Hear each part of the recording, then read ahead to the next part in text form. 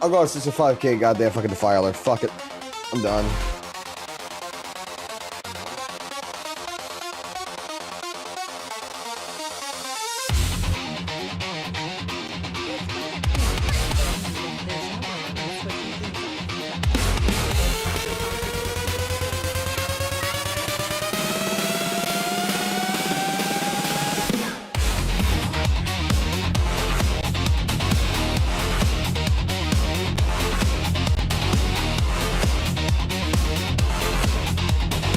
What's up?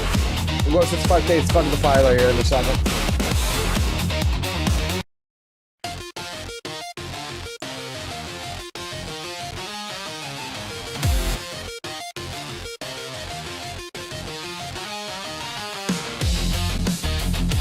Show your pride.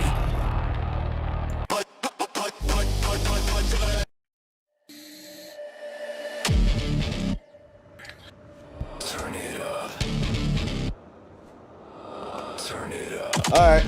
Done beat the bitch. The faithless are a movement.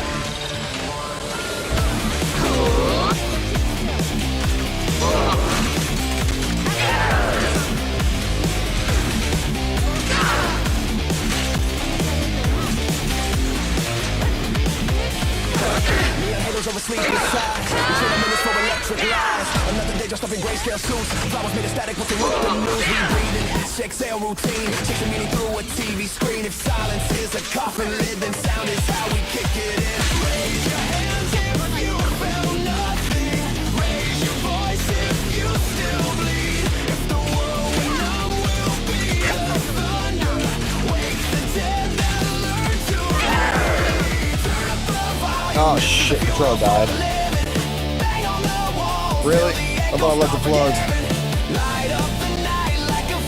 Okay, you drive. You do it again. 3 breaths, 1 strike.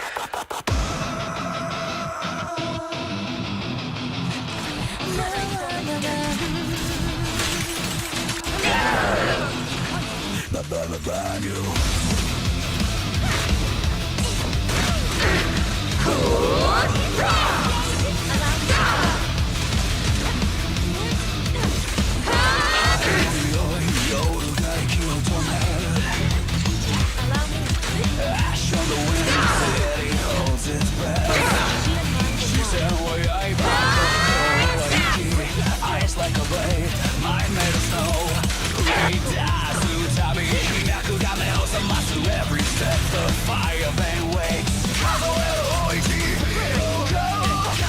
One spark, 2 sparks, stillness is a weapon.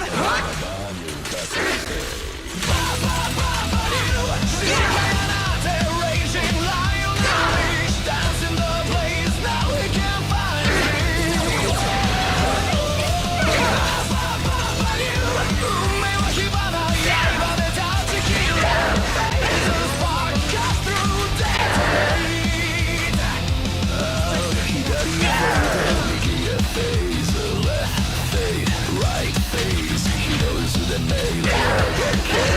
sketch the amazing flame. Raise fire, you set the pace. Your medical door sets an raise the heartbeat signals in our brain. It's ready to rock you again, lean up again. Things crumble like smoke.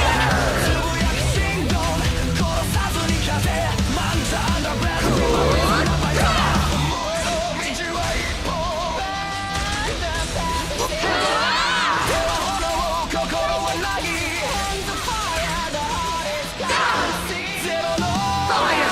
Forge the path!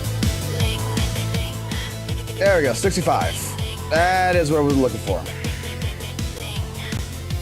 Drop the call, now call me back when you're ready to sing. Fuck that bitch. You have one incoming opportunity. I can become even stronger. I'll protect you from the left. You're in good hands. I've got you. Officer, no. Release the con. Stage will be mine.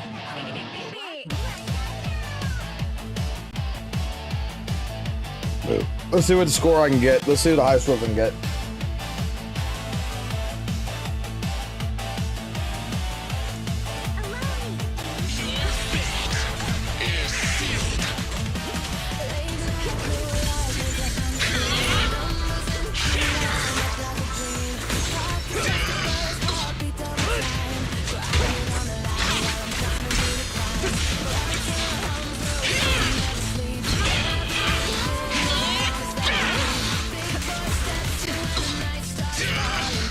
Nothing slips through my hands.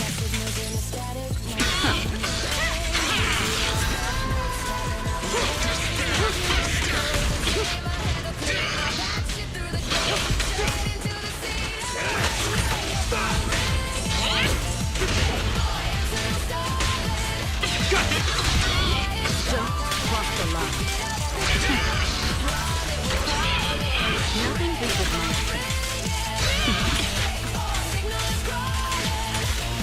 Make way for the undefeated champion!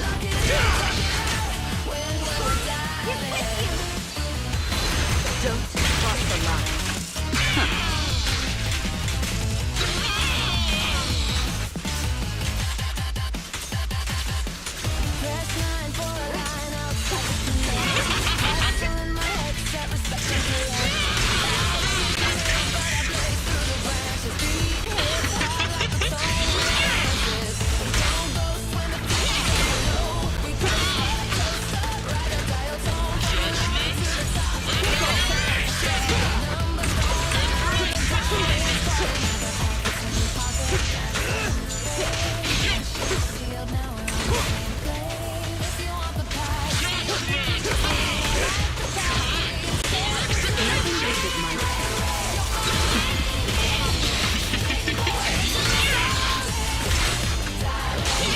Your turn.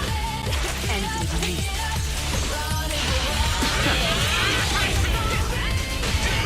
This one's a real crowd chaser.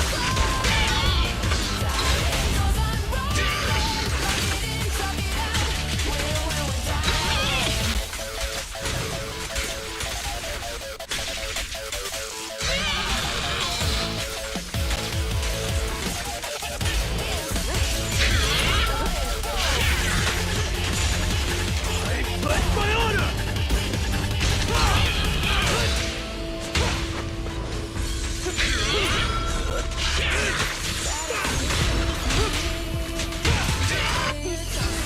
Dedicated to the world. Don't cross the line. We're just getting started.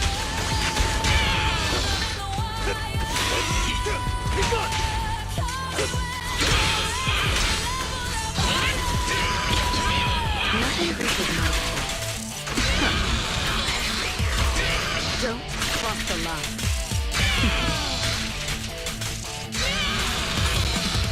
The best defense is a strong offense.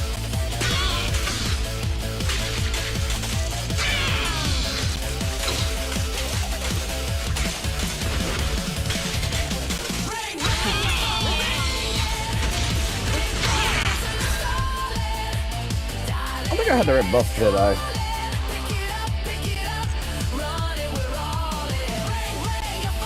Might have.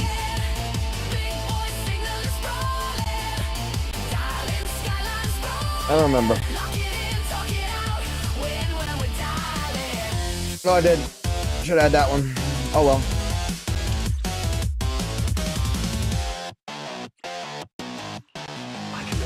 Call completed. Opportunity secured. Let's stir up some trouble.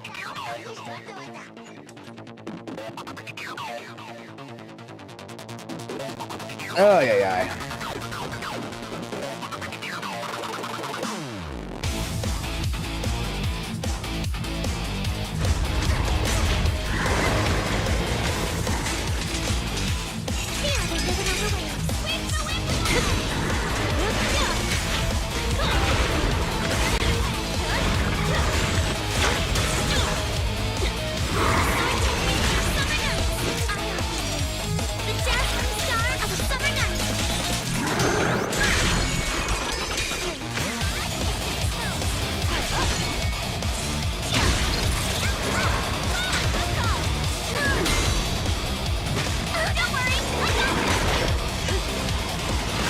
No escape. Got a summer surprise! Found your weak. The final act begins now.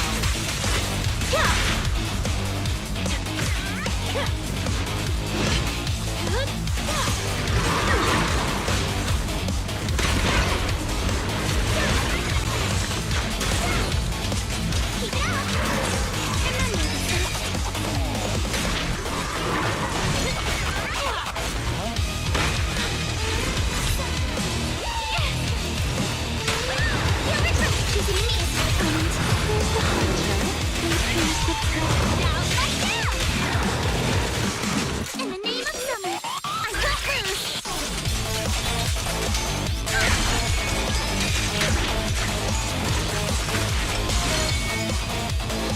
Careful.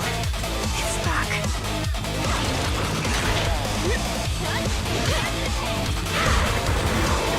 Now, you're the prey.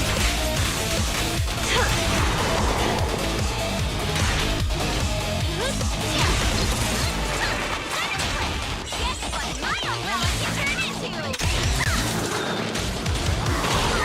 Hit him where it hurts.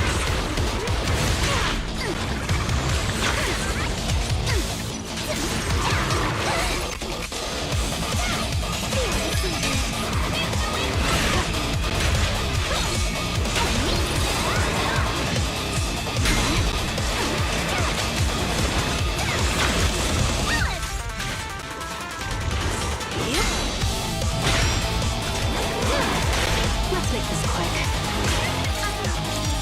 The dazzling star of the summer night. No time to give up. Found your weakness. Got a summer surprise. Careful. I bite.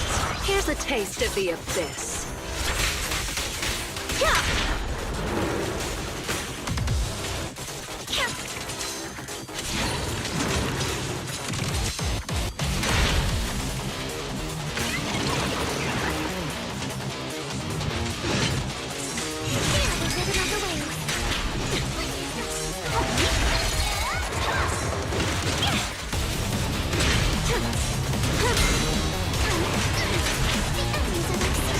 I'll make it painless.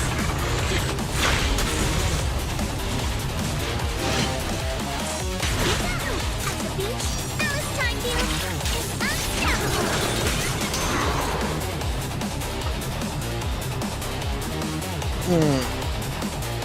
Food.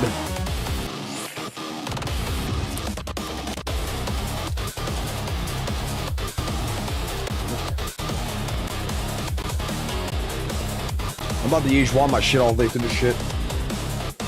0.81%.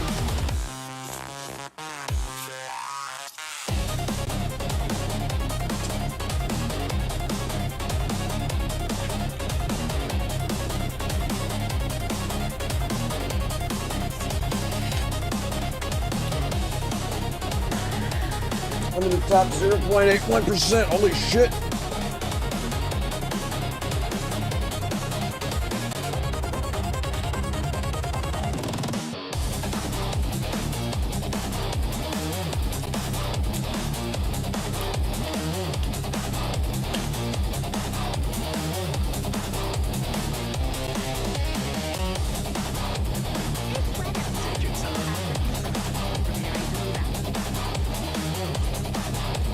I make this build a little bit better?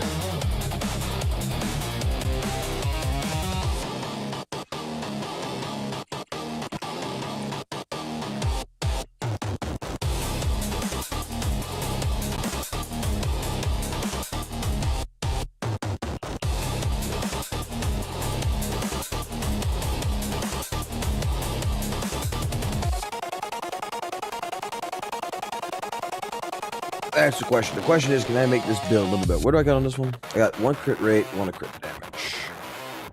2 crit rate, 2 crit damage.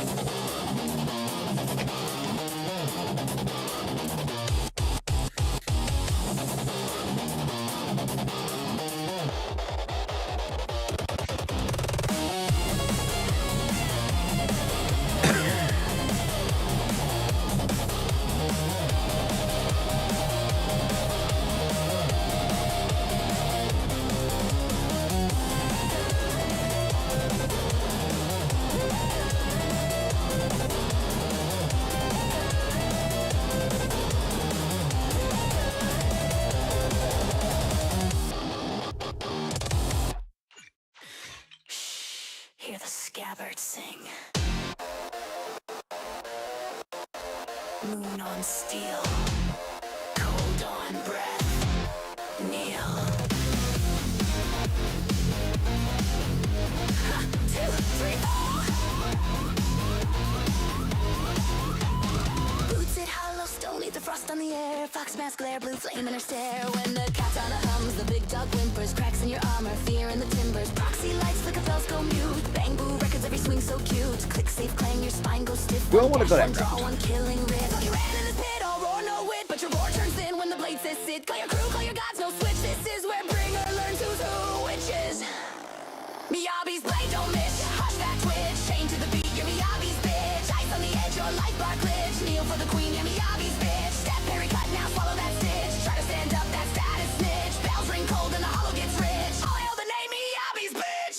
Bow like bitch. Bow like bitch. Bring it down, bring it down, bring it down, bring it down. Eat their snow when the scabbard slides. M1 to M6, she cleaves your pride. I think for right now I'll go that route. Reset neutral, watch a guard gauge flake. Blue crescent cross cut, frame tight clip. Counter flash bloom till the world gets clipped. You swing like a storm, she's the eye in the pitch. Blink your leash, guess who's leash? You're not a boss, you're a walking glitch. Script says bow, fate says switch. Roll those knees, say it through the stitch. I live, I die, Miyabi.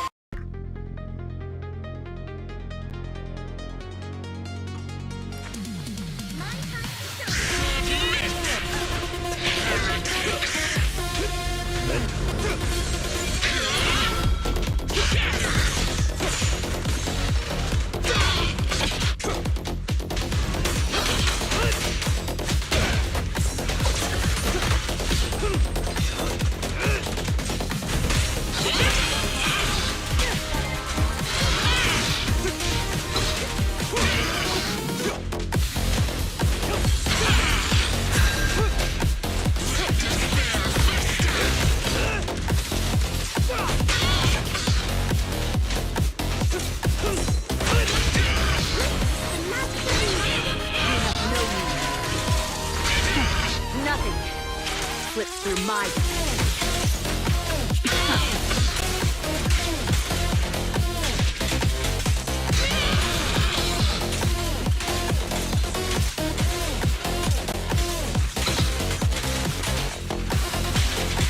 Make way for the undefeated champion!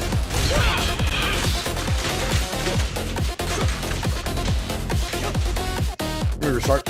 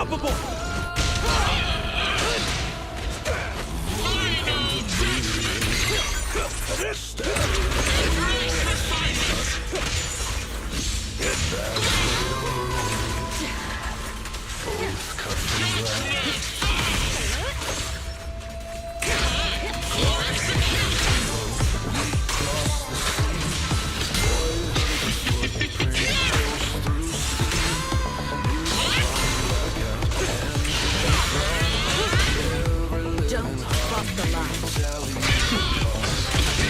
Nothing reaches my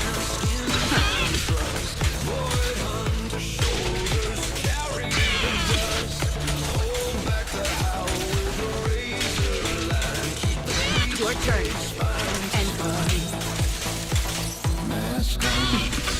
Feel the edges spin. Stand where the light keeps pushing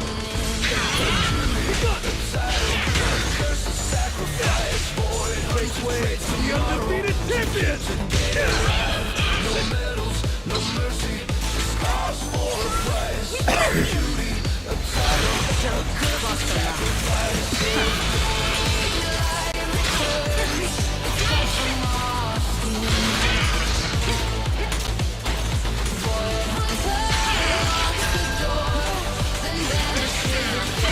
Getting started. nothing reaches my Don't cross the line.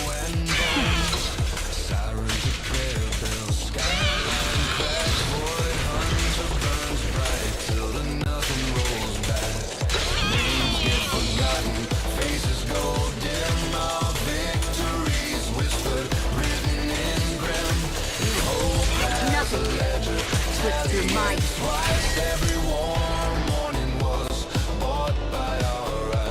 mask on. Draw the boundary thin. Stand steady while the shadows grin. Having more text seems like it'd be better.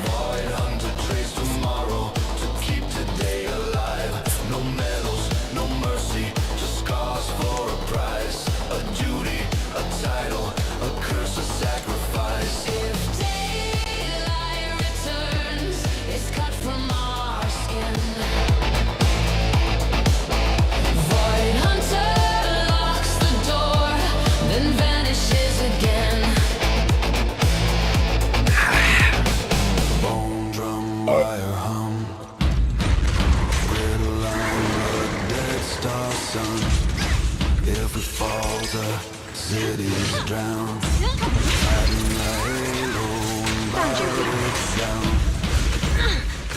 Lay the lantern on the fault line. Starve the breeze. Let the thunder in the ribcage bleed. Void hunter is the hinge of a splintered gate. Turning and turning under infinite weight. No choir will sing us clean tonight. Only the hit of a closing night. A duty, a title, a curse, a sacrifice. Void hunter stands in rupture, pays the asking price. No heaven in helmets, just grit in the vice. A duty, a title, a curse, a sacrifice. If daylight returns, don't speak our names. Just breathe and know we fed the flames. When the void stops knocking, count to 10. Void hunter's gone. Bar the door again.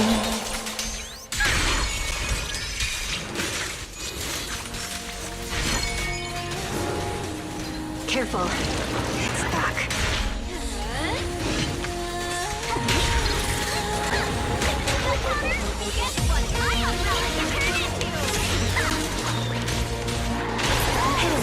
Now, you're the prey.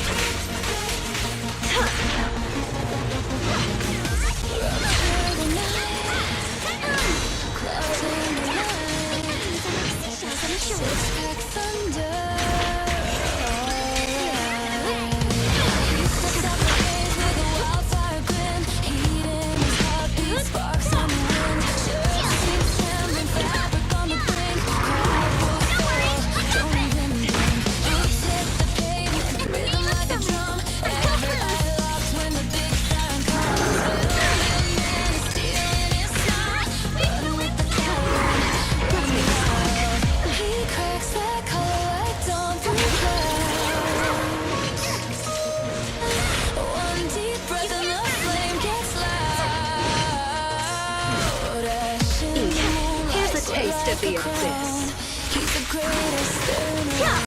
Monaco, sexiest thing alive. Rupture that shirt, let the storm arrive. Let the Found your six-pack roll, let the crowd ignite. Blaze up the block, paint the sky with light. Monaco, when the battle drums pound. He's the king, yeah, he owns this town. Turn up the flame, let the neon drown. He's the greatest thing around. Burn it up, Only the pain. turn it up, turn it up. Siren heart, never back down. Greatest staring around. Footwork vicious, rhythm like a knife. Carves through the dark, edits out your life. Coals in his gaze, amber his skin. When he snaps that stance, the match begins. Crackle of the fire, chorus of the crowd. Name like thunder, shout it out loud. Haters melt slow when they feel that sound. Heat wave, halo, molten crown. He rolls those shoulders, streets go still. One more flex and the night gets killed. Scarlet horizon under his howl. Every weak heart throws in the towel. Monaco, sexiest thing alive. Rupture that shirt, let the storm arrive. Let the six-pack roar, let the crowd ignite. Blaze up the block, paint the sky with light. Monaco, when the battle drums pound. Heat wave king, yeah, he owns this town. Turn up the flame, let the neon drown. He's the greatest thing around.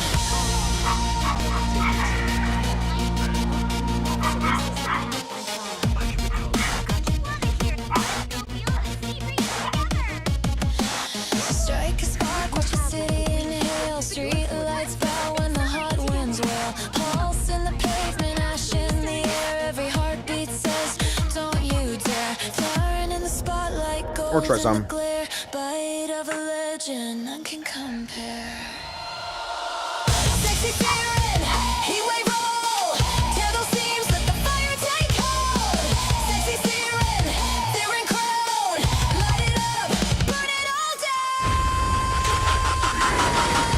Monaco, the sexiest siren alive. Rupture that shirt, let the storm arrive. Let that six-pack roll, let the crowd ignite. Blaze up the block, paint the sky with light. Monaco, when the battle drums pound. Heat wave king, yeah, he owns this town. Turn up the flame, let the neon drown.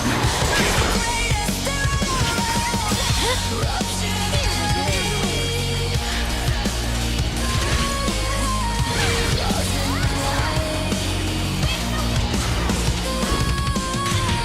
Till our heart blazes.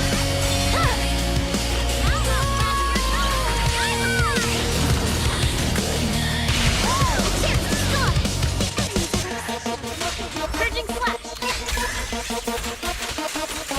Yeah.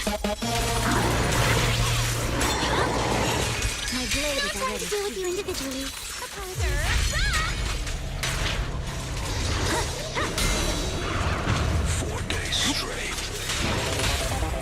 It won't hurt. I'll make it quick. In the name of summer, I don't lose. 15K, 17K, 18K. Too late. Give me the goddamn 20K. Throw it and lock it. Go head first. Reset, recharge, revolver. Handshake, eyes red, no sleep, no rest. It pains the tax and charge my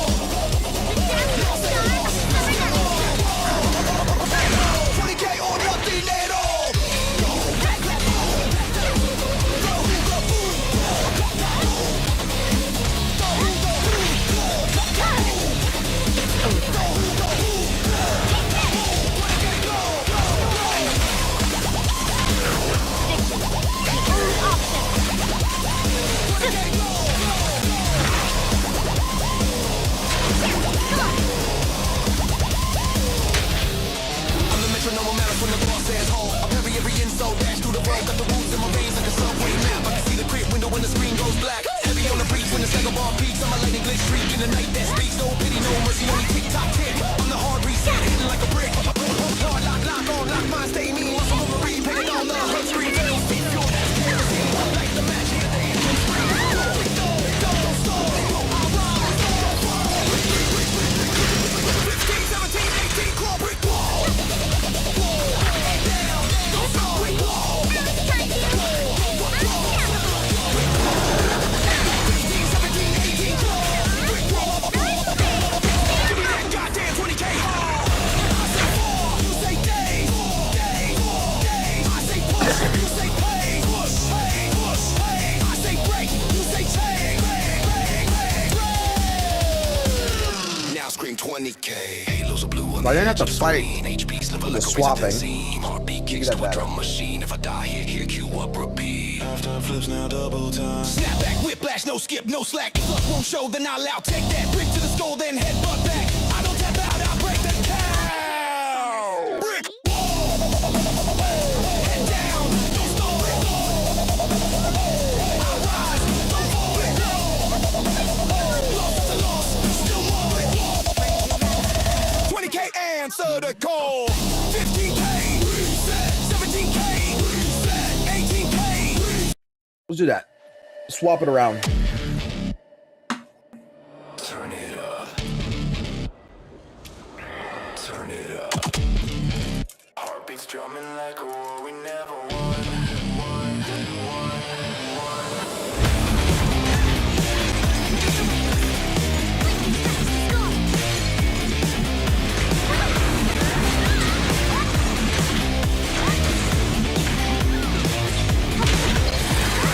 Neon halos over sleepless eyes. We trade minutes for electric lies. Another day dressed up in grayscale suits. Flowers made of static with the news. We breathe in sex-air routine. Chasing meaning through a TV screen. If silence is a coffin lid, then sound is how we kick it in. If you feel nothing, raise your voice if you still bleed. If the blowing up will be the thunder, wake the dead, then learn to breathe. Turn up the volume, this is a funeral for the living. Bang on the walls till the echoes stop forgetting. Light up the night like a fuse we've been keeping. We're not dead, we're only sleeping. Turn up the volume, turn it till the glass starts giving. Sing for the hearts that forgot they were beating. Cry, laugh, rage, whatever you believe in. This is a funeral for the living. Hey, wake up, hey, shake the dust off.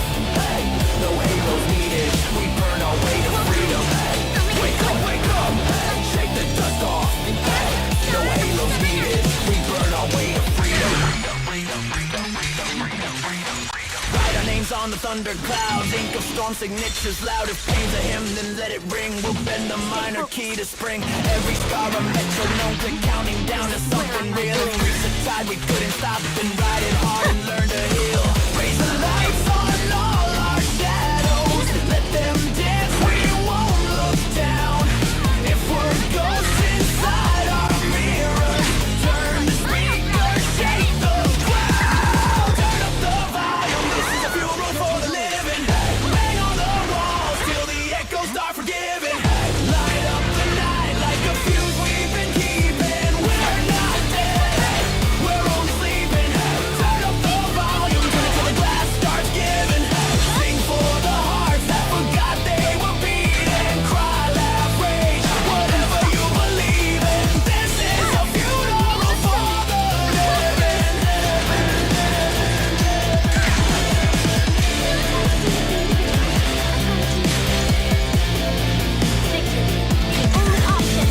No black veils, just black coffee.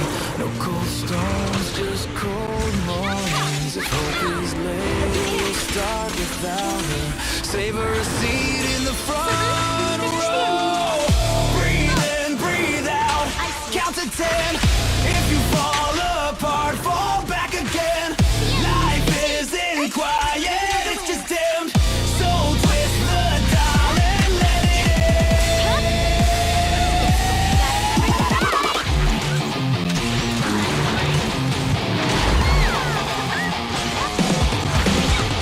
Turn up the volume, this is a funeral for the living.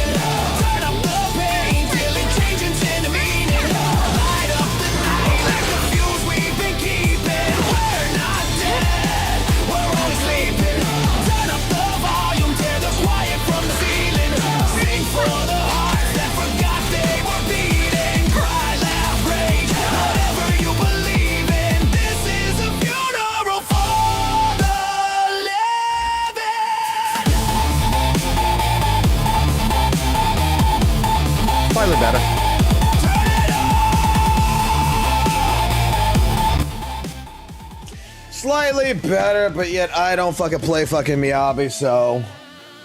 But I did lower the score down to a 0.68 now. Alright. Fuck the filer. I said if the filer needed to die, the filer did fucking died.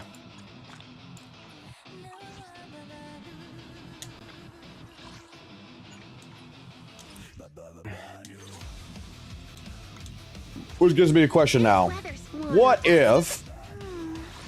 Does this... I can't wait to go on vacation! Huh? Eradicate all evil.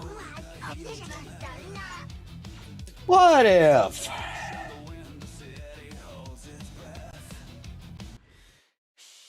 Hear the scabbard sing. What if... Moon on steel. I know this is gonna... The faithless are a blight upon this world.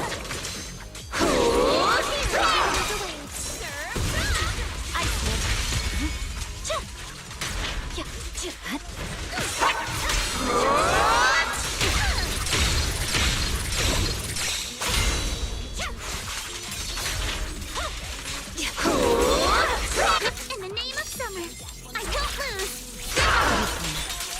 Let's rise the flames!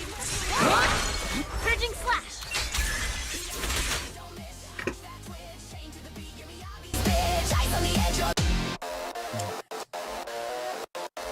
Moon on steel.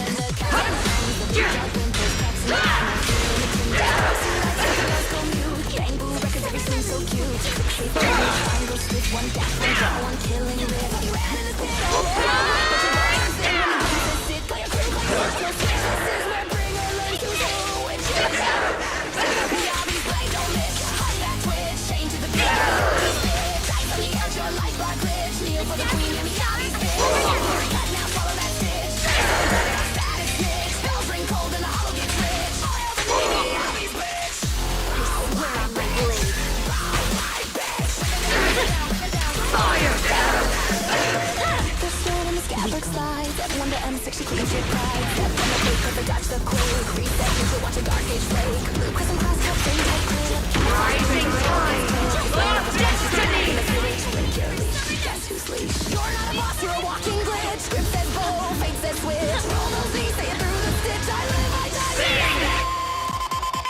I've got a problem. There's gonna be a light little problem for me.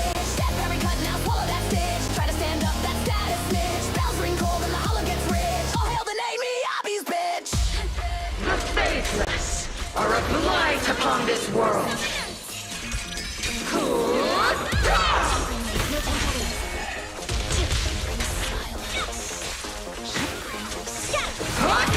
Your opponent is me! Don't worry, I got this! One bell.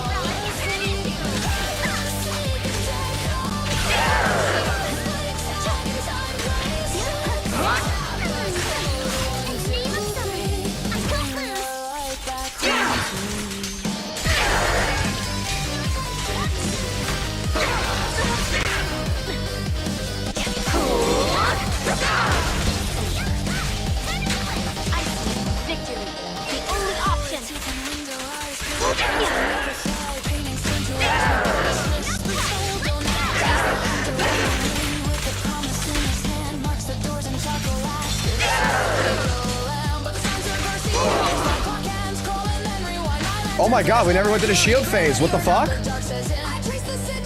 Miyabi never met. Bitch never went to shield phase.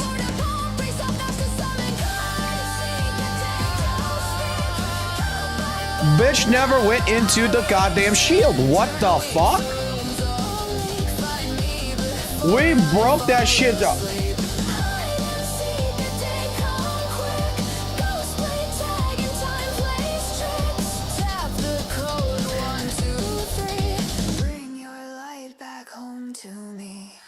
No, the 4 fucking shield guys.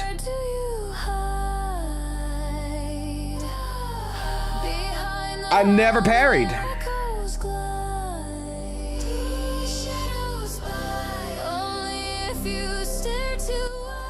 I never parried the 4 shield guys with Ala's fucking thing. She did.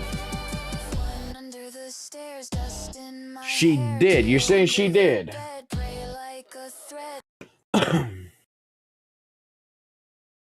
Hold up. There's an easy way of fucking figuring this one out.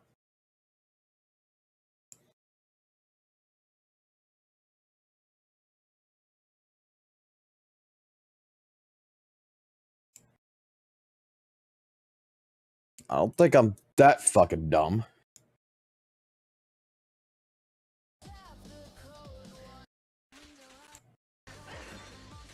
Is she?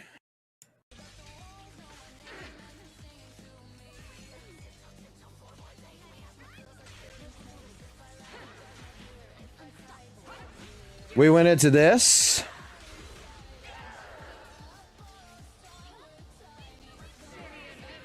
Oh, she did. Okay. How the fuck did I fucking think that she didn't? But if I could stun her there. For some reason, I thought she didn't.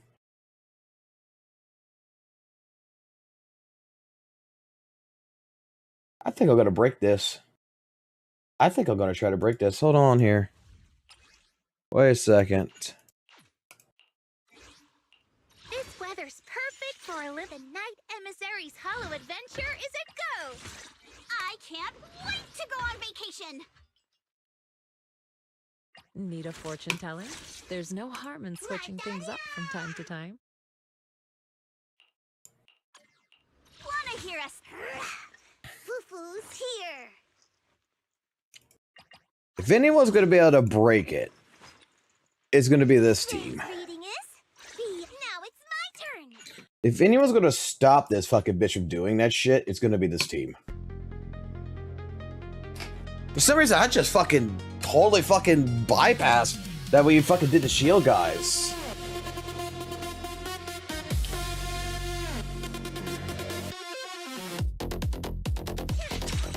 The sacred path must not.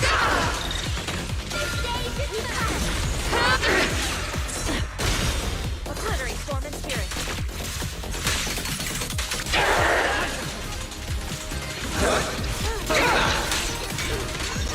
Wanna play a game?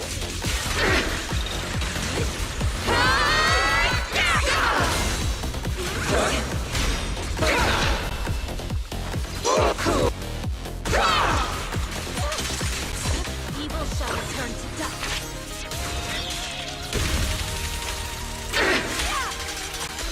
Let's get still.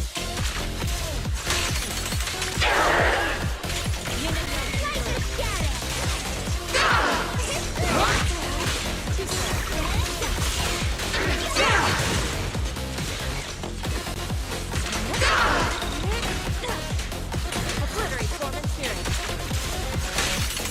Up to creep. Run for countless legends, melodies, and dreams.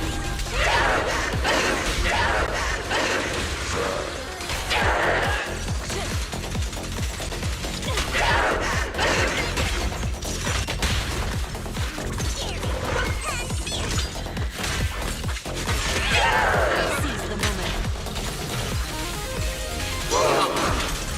Don't get careless. Your life is here.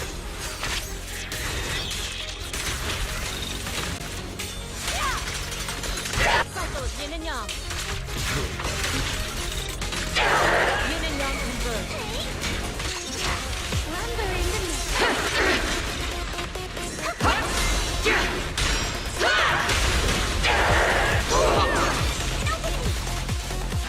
Obliterate form and spirit. Fire!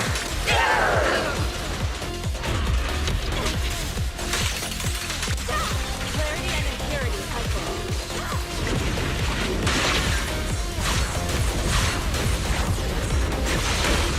Rising tide of destiny! Sing!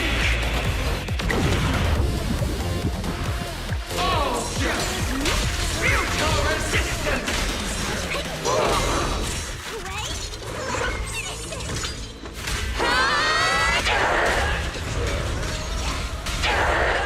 Reality and illusion. Connect.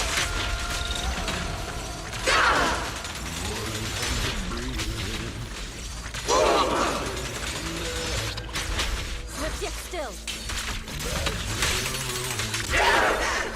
The name of the night is when the weak spot is here.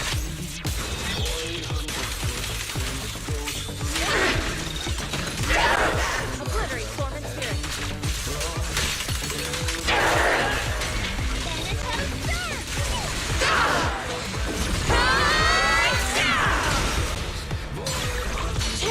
City and division! Yes, yes, yes. If I could just delay her. I can make a bypass it. Feel the edges thin. Stand where the night keeps pushing. I gotta break it. The faithless are a Don't play in the rhythm. Gotta break it.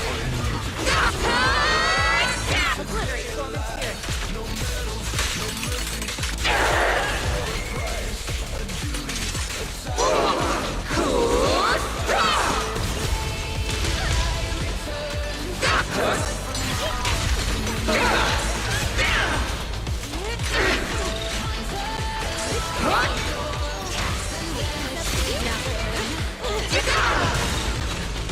Cycle of yin and yang.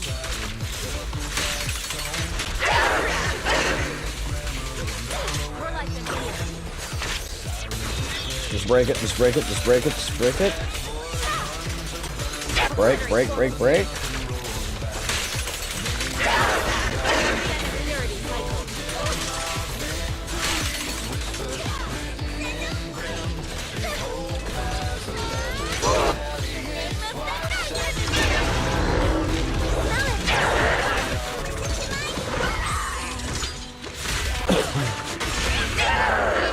Strength and connect.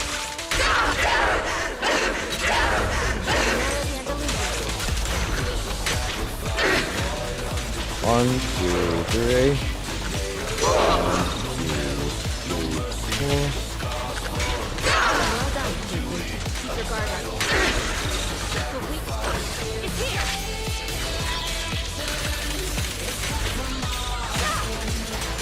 Cycle of yin and yang.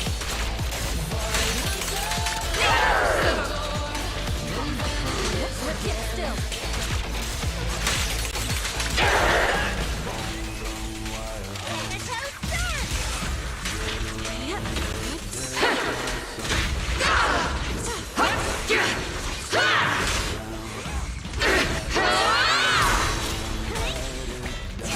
fire!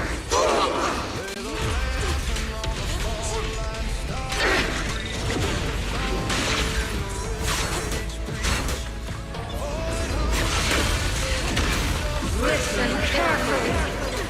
The tide of fate! Annihilation!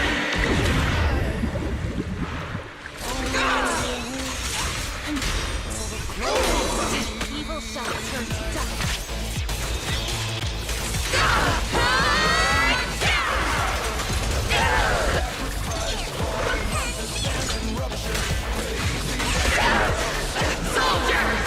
Oh no! Didn't I get the stunner? Oh well. I want you some.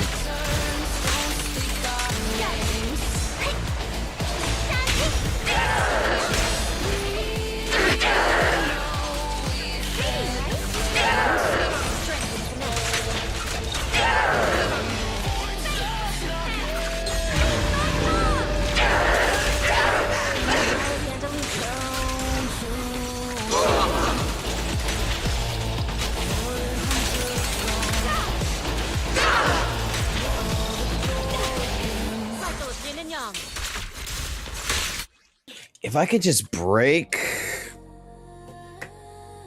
her fast enough.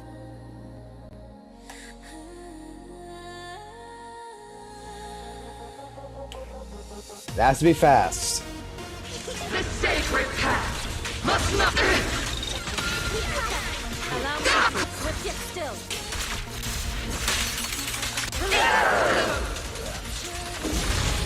Slumber in the mist.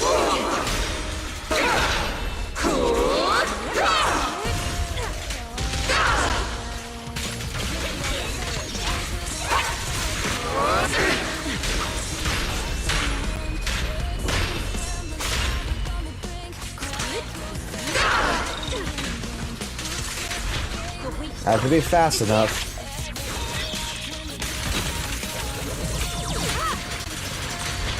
Cycle of yin and yang.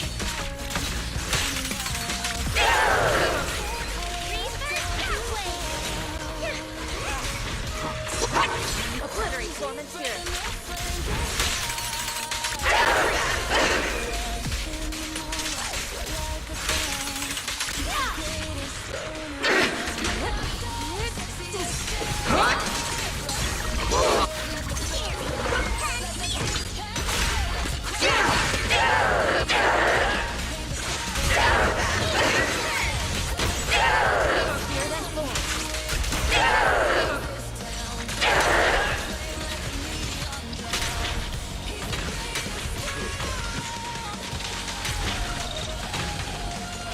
Just waste the timer.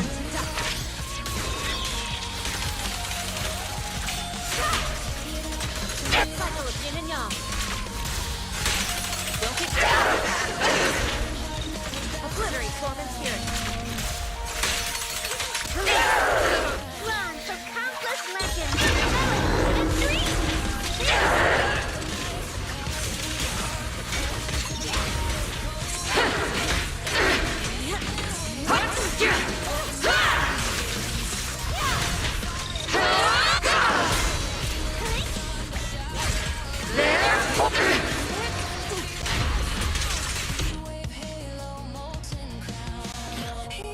I need to see if I can get that Trisha Tsunami.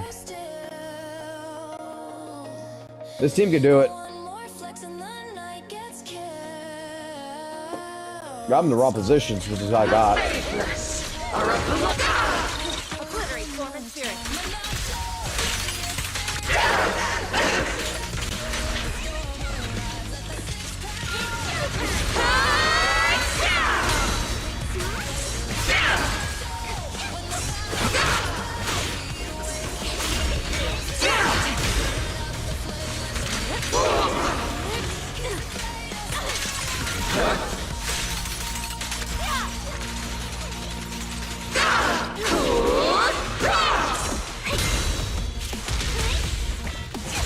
Your life is here.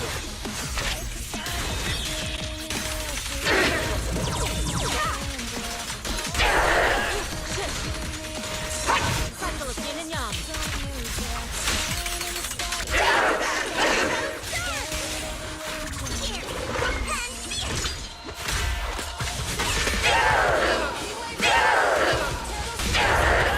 Reality and illusion.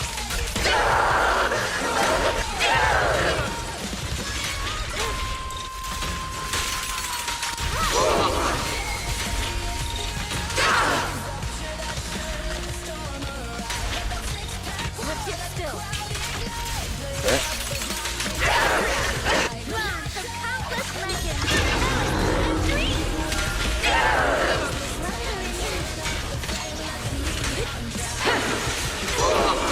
Evil shall turn to dust.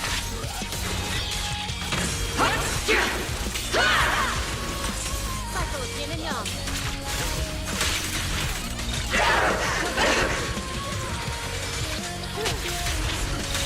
Fire!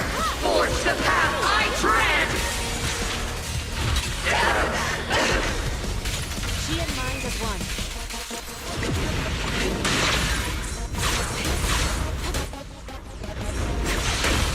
Rising tide of destiny!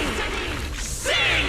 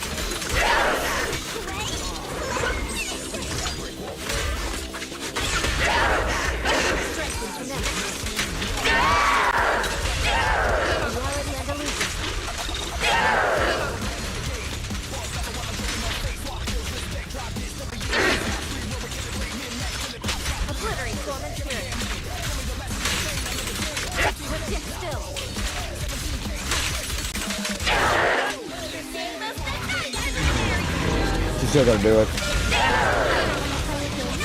Well done, Team 9 has won.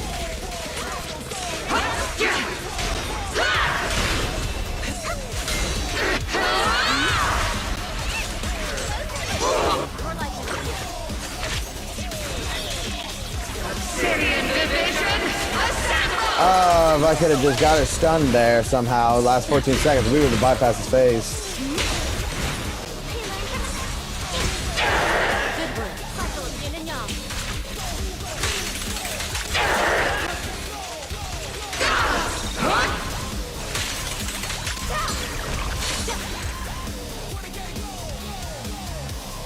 Yeah, next time.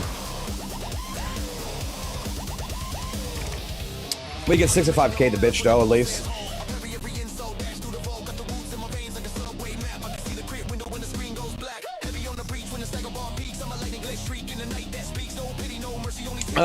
We get 65k, bro.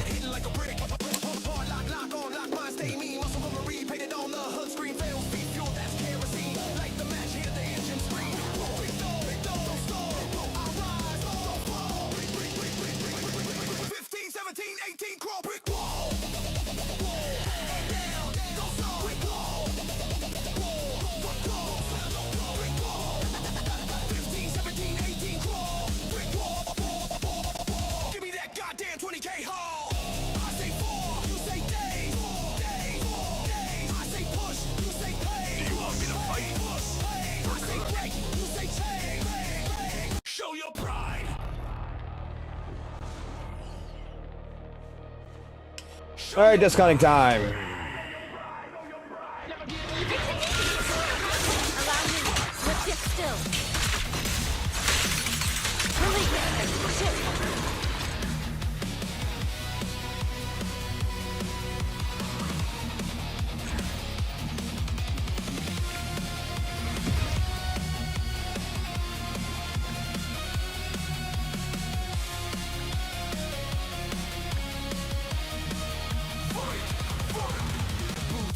Concrete, thunder in my chest, scars like metals, heard from every test. Fear tries to speak, cut the signal, drop the noise. We don't fold, we deploy, locked in, Just let's get still.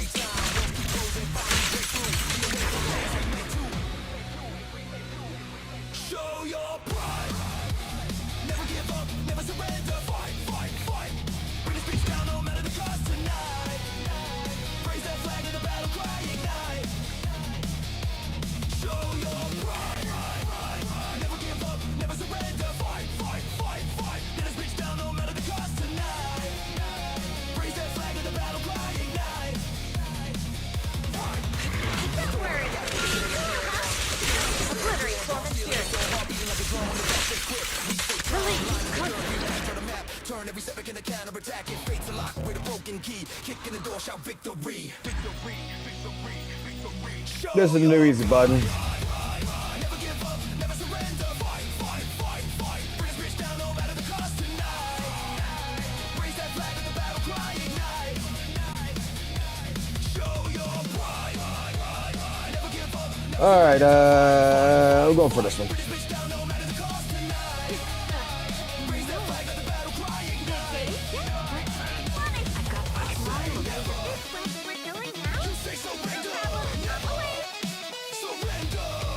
But, oh well. We'll be here for an extra 15 seconds. When the night gets loud and the hope runs thin. Let's get still. Got it. All right, 12 seconds.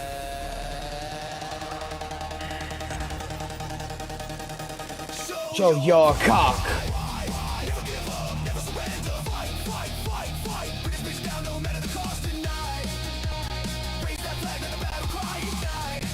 I want pin ratio discs.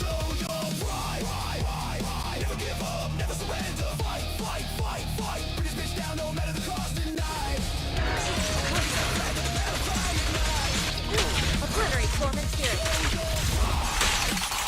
Active cream.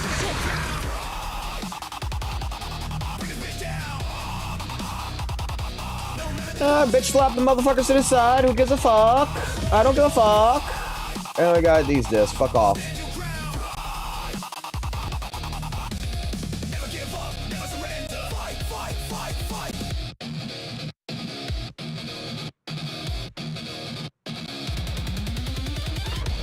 Obliterate form and spirit.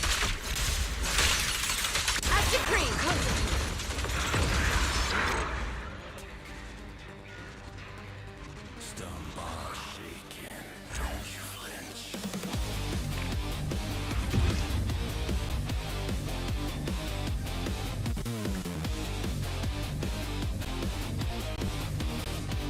Chrome boots on the catwalk, sparks in the rain. Heartbeat metronome marching through the pain. Your glass on the edge, I can hear it twitch.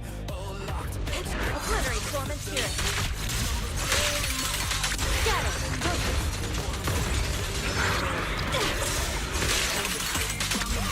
The thunder kiss. Every second on the timer is a loaded risk. Say the code, pull the pin, feel the hollow hiss. I cut the lights, you kiss the bricks. 3, 2, 1. Time to get totalized, bitch. Let the stun burst the sky, watch the damage pitch.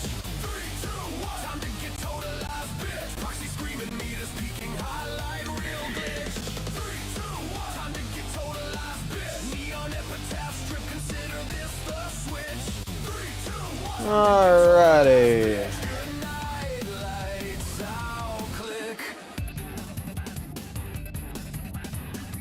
Check my storage. Iron halo, midnight blade, city hums low. Eat the rain on concrete veins, see the heat glow. You wobble like a siren on a dying pitch. I Get rid of these. to a coffin, totalized bit. No mercy in the pipeline, no prayer to ditch. Just a countdown. Don't give a fuck about that. Steel and grit. Don't care. Don't care. Care. Detonator, every footstep bliss. When the bar starts breaking in the room. Might care. Say the chant and make it hiss. 3, 2, 1. Time to get totalized, bitch. Let the stun burst the sky, watch the damage pitch. 3, 2, 1. Time to get totalized, bitch. Proxy screaming, meters peaking, highlight real glitch. 3, 2, 1. Time to get totalized, bitch. Neon epitaph strip, consider this the switch. 3, 2, 1. No, that was bad. Totalized, bitch. Good night, lights out, click. Call, stun, totalize. Done, mobilize. Run, no alibis. 3, 2, 1. Go here. Cold steel Craft. I can only craft 14 of these. Just do it. saints wear scars. Devils keep lists. All protection from any danger. I don't wish I push the world and make it hit. 3, 2, 1. Time to get totalized, bitch. Crack the dome, flood the board, let the crits unspool. 3, 2, 1. Time to get totalized, bitch. From the rooftops to the alleys, I rewrite the rules. 3, 2, 1. Time to get totalized, bitch. Stamp the verdict in neon case, close cruel. 3, 2, 1. Time to get totalized, bitch. Roll the clip, delete the fool. Still not better. I'm not gonna go waste my disc either. I'm not gonna go fucking go build anything yet. Because Yadhari's gotta come. And when she comes around, I want to make sure I have shit for that. Now I gotta check something while I am thinking about it. Because if I don't go check this.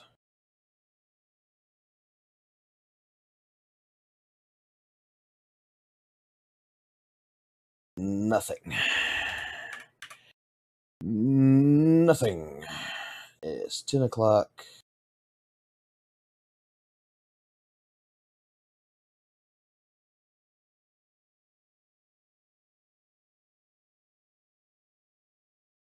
Let me go check this real quick.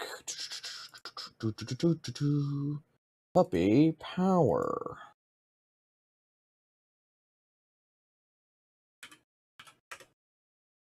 Check this. against this.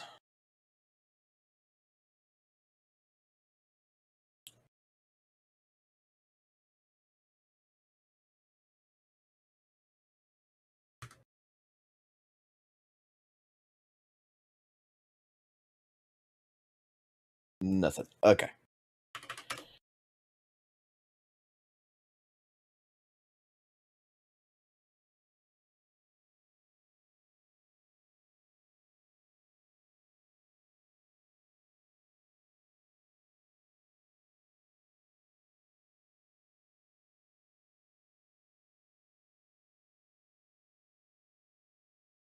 Mr. fucking Korea, we will deal with you whenever you decide to either respond or YouTube's going to decide to respond.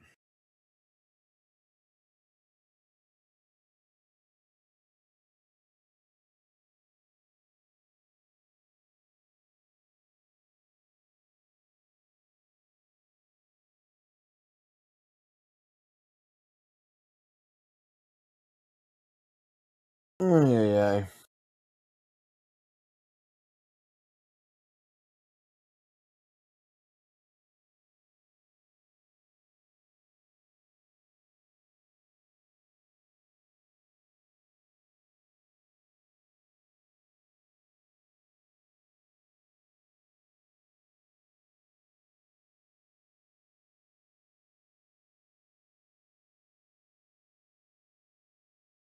Well, no one messed up. I'm just dealing with a situation and I'm waiting right now for a response to that situation. Because either me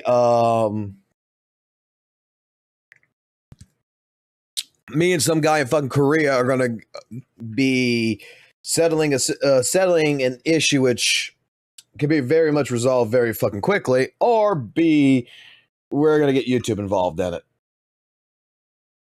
to a certain degree.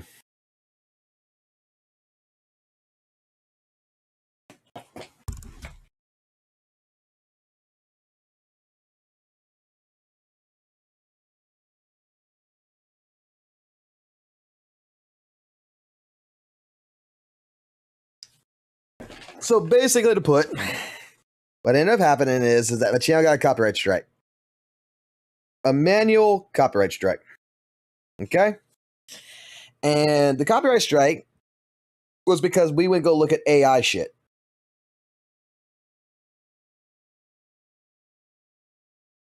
Now, some guy in Korea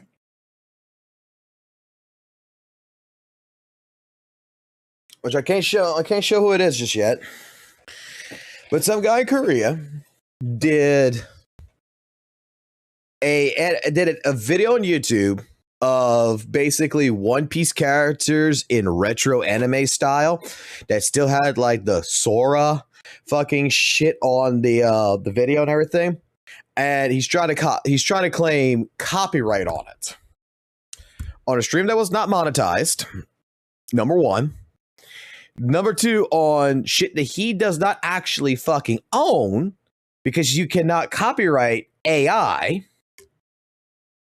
And right now, I'm waiting for whatever time it is in Korea for this guy to either A, respond back to me, because I said, look, hey, I'll remove the video. I'll remove that segment out of the video. I don't have a fucking problem with it. Just let me know.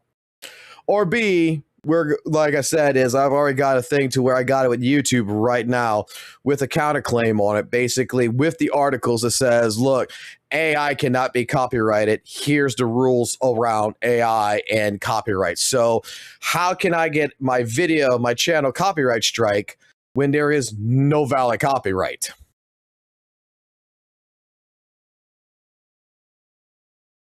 Like, it is the most funniest shit I've ever witnessed. Like, I would have understood if someone would have copyright strike me for reacting to their video or something to that regards. Okay, yeah, you know what? We could deal with that situation. They wouldn't be in the wrong. But you cannot copyright AI.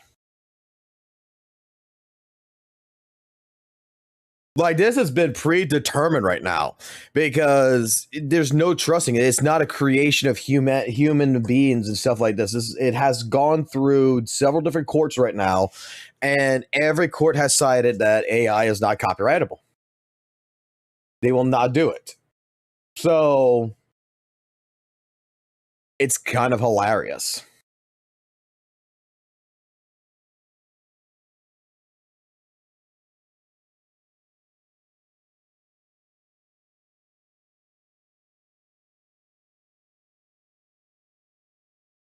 That's why, like, you know, like the music that we create, that is thing.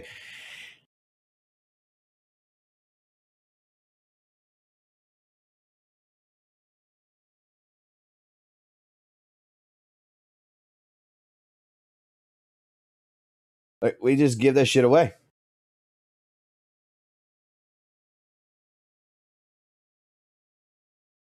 I mean, I can't copyright it.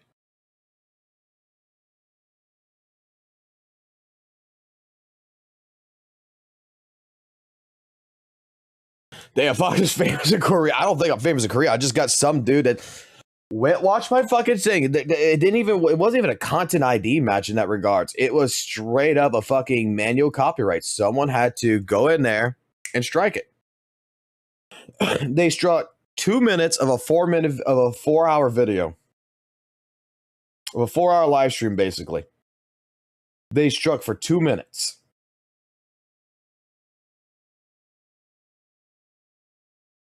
Ay, ay, ay. We'll see how it goes. Like right now, let me see. What time is it in Korea?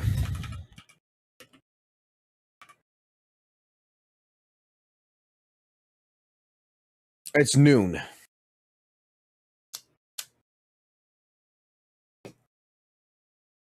It is noon in South Korea. Oh boy, oh boy, oh boy.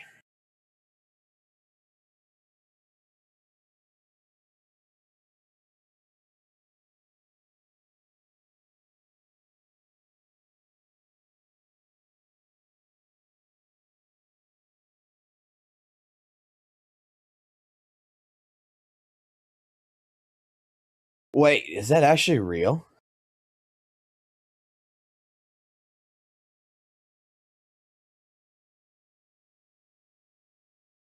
Wait, what?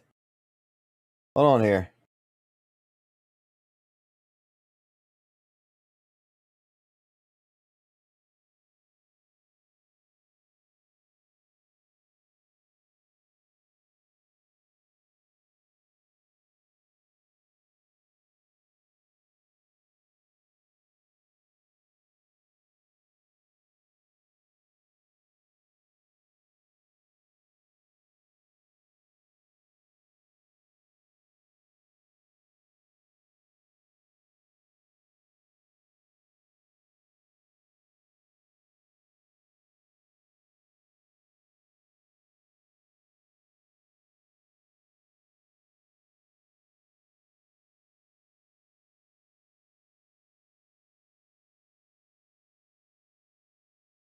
I don't think that's how that works.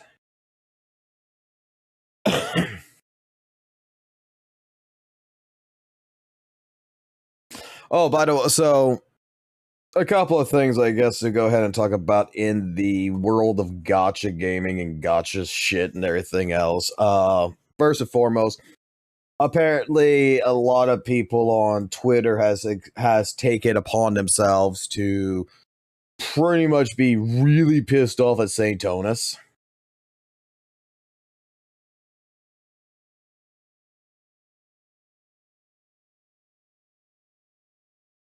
So apparently with that Rexlet video and everything, when he's calling a bunch of people PDFs and everything, they're like straight up demanding for fucking proof of that.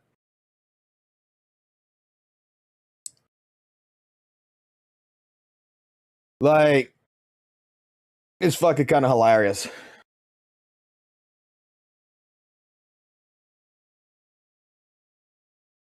Oh my god, that's actually a fucking beautiful fucking picture, because this is exactly what I think is actually fucking happening.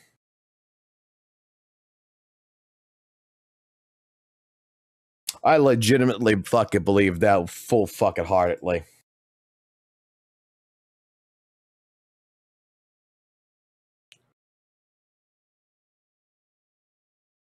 Yeah, with the Rexlet stuff, what ended up happening is he called the fucking Gotcha Grail people and different people in the community who was against him for what he said to Rexlet, that they're a bunch of PDFs and shit like this, and that there's incest fuckers and shit like this, and straight up, they're fucking like full hammering on their asses.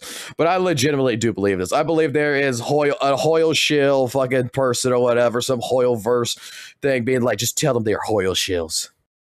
I 100% actually believe that he is like a person who actually fucking really likes fucking Hoyle games, and he just fucking pretends that he fucking just like he hates Hoyle, because straight up a lot of his arguments just makes people want to play fucking Hoyle verse games. I'm not gonna lie.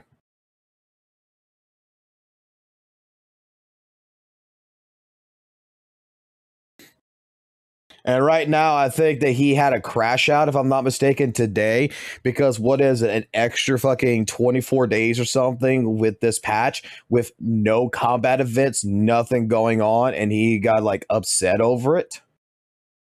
From what I heard, it is what it is. I'm just like, yeah. And then you got a bunch of people who is still like right now not like that's still trying to give DNA a shot. From everything I've heard, it's still an uninspiring game. That is the basic wording I got for it, is that it's straight up an uninspiring game, that it's not polished, and even the devs are making like the claims that they're going to fix everything in the game.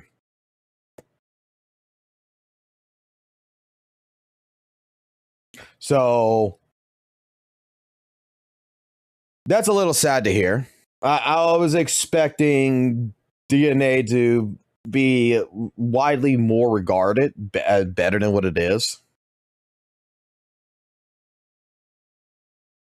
There we go. All right, they're under arrest. Which one of you? Which one of the girls are you going to go ahead and get in the cell with? Which one of you are going to go ahead and cavity search? That's a question now. What's up, Jacob?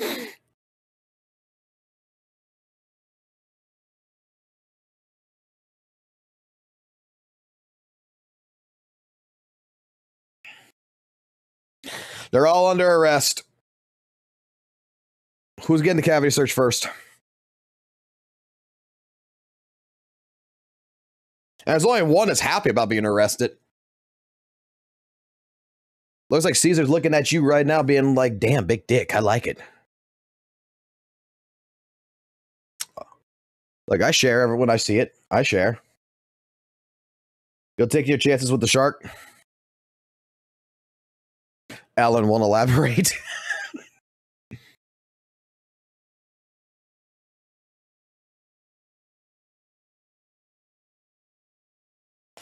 The Kuro dogs who had a flop launch mid-game are shilling DNA a flop launch mid-game. You think I should bring back the Google Drive? I'm probably going to do that, to be honest. I just haven't done it. Look, I'm going to be honest with you. Like, I got a fucking script that I fucking wrote that we're going to end up getting.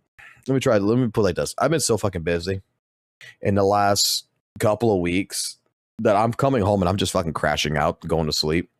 I almost decided maybe not to stream tonight, to be honest, because I feel like maybe I do need a vacation, but I'm going to save that for Friday. Like, either tomorrow or Friday, I'm going to save that. Like, I'm not going to stream at all because I'm going to go take my kid out to a fucking haunted house on Friday night. I know I got a lot of shit to do, Jago. Like, I got the fucking Google Drive I got to bring back. I got to bring back the commands. I got a lot of things that I got to work on. And I just haven't had the time. Like, right now with my job and shit, like, I'm dealing with fucking people. Like, okay. I'm dealing with people with no common sense. I'm dealing with the gotcha community at work.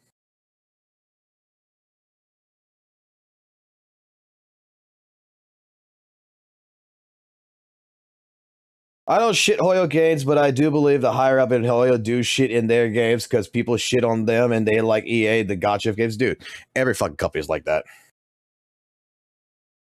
Every company's fucking like that. Like I don't even, like, even Kuro Games is like that. It's what it is.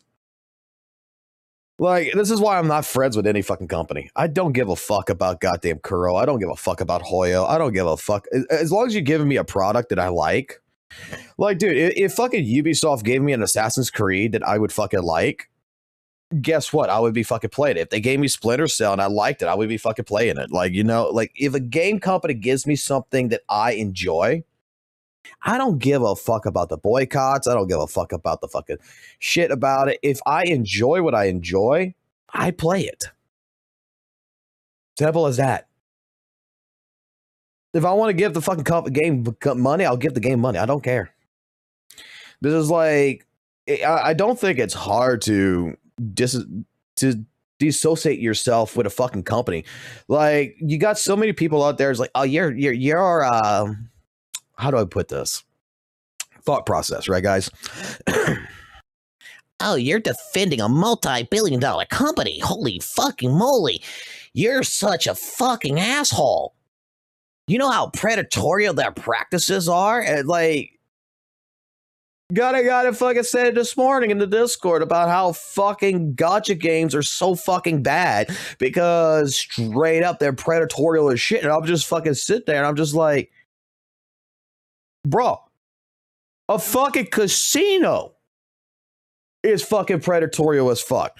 No one fucking, like, even, like, it doesn't matter. Fucking video games are designed, fucking companies in general are designed to do one thing and one thing only. To fuck you, the consumer.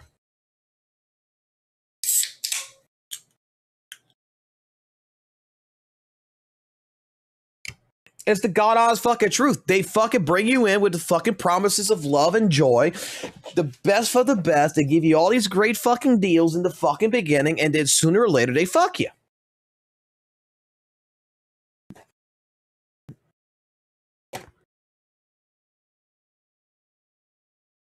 Any live service fucking product is trying to fuck you. You go to a fucking Las Vegas. You don't think Las Vegas really gives two fucks about you, really? You really think Las Vegas cares that you would spend $5,000 on a fucking slot machine or whatever and lost money or gained money? No. You see, when it comes to gacha games, you know what? This is a good time. All right, listen up, chat. Listen very carefully, okay? I'm gonna drop this. I'm gonna drop this take real quick, and I want people to understand because, like, I've had this conversation multiple times.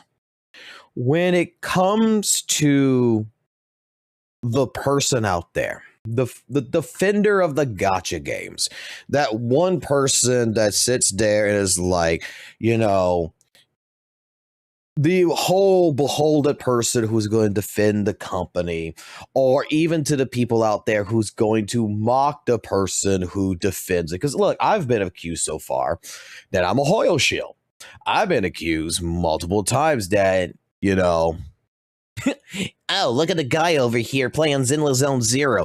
Yeah, go ahead. Your end game's bad. You got HP inflation. Look at the miasma shield. It's shitty mechanics and everything. You're defending a multi-billion-dollar company. How dare you? And they come in, they say things like that. They come in, they'll say things other regards to, you know how predatory Hoyoverse is compared to like my gacha game. You know, like Weathering Waves. Look at DNA. DNA doesn't have gacha in it. It is so great, and you just gacha the skins, and you could just buy like a skin for $1. Yeah. When it comes to all of these gacha games, when it comes to every single one of them, DNA right now is an exception. It's not a gacha game. It's a game that is pretty much pulled out all the gacha mechanics out of it. It's seemingly, from what everybody is describing it to me as, I will try it this weekend, but from what everybody's explaining to me about it, it's very much unpolished, and it definitely has a bad launch. And there's just people who is just uninspired with it. That they were expecting one thing and their expectations have not been met, and they're just, you know, practically doom posting and dumping it. I don't think it's probably that horrible. I wouldn't expect it to be that horrible, but I think that maybe there is some truth to what I'm hearing.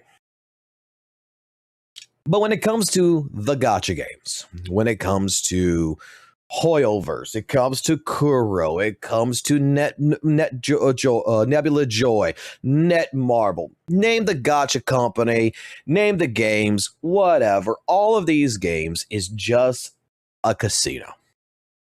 And they're all doing the same exact thing. You know, I went to Vegas. I went to Evolution Tournament, and you know what the hell I did when I was in Vegas? While waiting for the next day for the tournament to open up and everything else, to go in there to go play and go talk to friends and shit like this, I was hanging out with my roommate and other people in the fucking casinos, right? Getting free food, free drinks, and watching them do everything they could by being as generous as possible to get me to sit down on the goddamn slot machine to spend my fucking money. That's what it all came down to. And here's the thing. You could go to Vegas. You never have to gamble, and you can go get a whole entire fucking supper for free. You can go get free fucking drinks. You're the free-to-play player in IRL when you go to Vegas. You could go have fun in Vegas and completely get everything pretty much you want for free.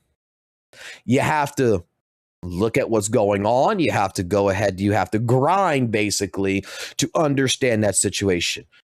But you got people that's there that is going to spend money, and they're basically going to get this free shit a little bit easier. You know what I'm saying? They're going to get something out of it. There's going to be a waitress that's going to come to you. You don't have to go find, the buffet. The waitress is going to go to the buffet for you, and she's going to come bring you the food. She's going to come bring you the drinks, as long as you're sitting down in the slot machine. And they don't even fucking charge you. That was the funniest fucking thing. They don't even charge you. But the idea is that all of these companies, even Kuro Games, bro, even Kuro Games is doing what they can to basically fuck you out of your money. I'm sorry to say this. That is the business of the world. Activision, when it comes to World of Warcraft, they give it to you from what I remember. I'm not sure how World of Warcraft is anymore, but I remember you would pay $14.99 a month. But for beginner players, you can get up to level 20 completely for free. You didn't have to spend no money. You can go experience the game. And then if you want to get past a certain level point and you want to experience the game, you start paying $14.99. Then there's people out there who, they need to get gold and such. And they go to these auction houses and stuff like this to go buy the better weapons and better armor, that they're going to top up sites basically to get gold and everything. You have fucking games out there from different companies that has microtransactions in it, to where you don't have to play the game. You can pay to win the game. That maybe the grind is a little bit, petty. Maybe the grind's a little bit, too grindy for your taste. And you know what? It's easier just to go ahead and spend $20, which is the equivalent of a dollar bill now to a fucking adult. It's easier to go ahead and spend $20 just to get through the grinding a little bit easier and just, a little bit faster to get what you want. You got now these game companies that is fighting right now to put ads in the games. Like Ubisoft and them. EA Games is trying their fucking hardest that when you pay $70 for a video game, that they still want advertisements to they want to still be able to put advertisements in that game to where they can still monetize that game behind the scenes and still make more money.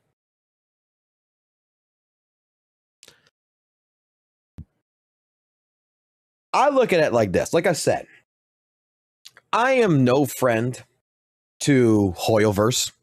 I am no friend to Kuro Games. I'm definitely no friends to Nebula Joy or Netmarble. I'm a guy that if you provide me a product, I enjoy the product. I like what you're offering me. And I think it's reasonable. I'm going to spend the money.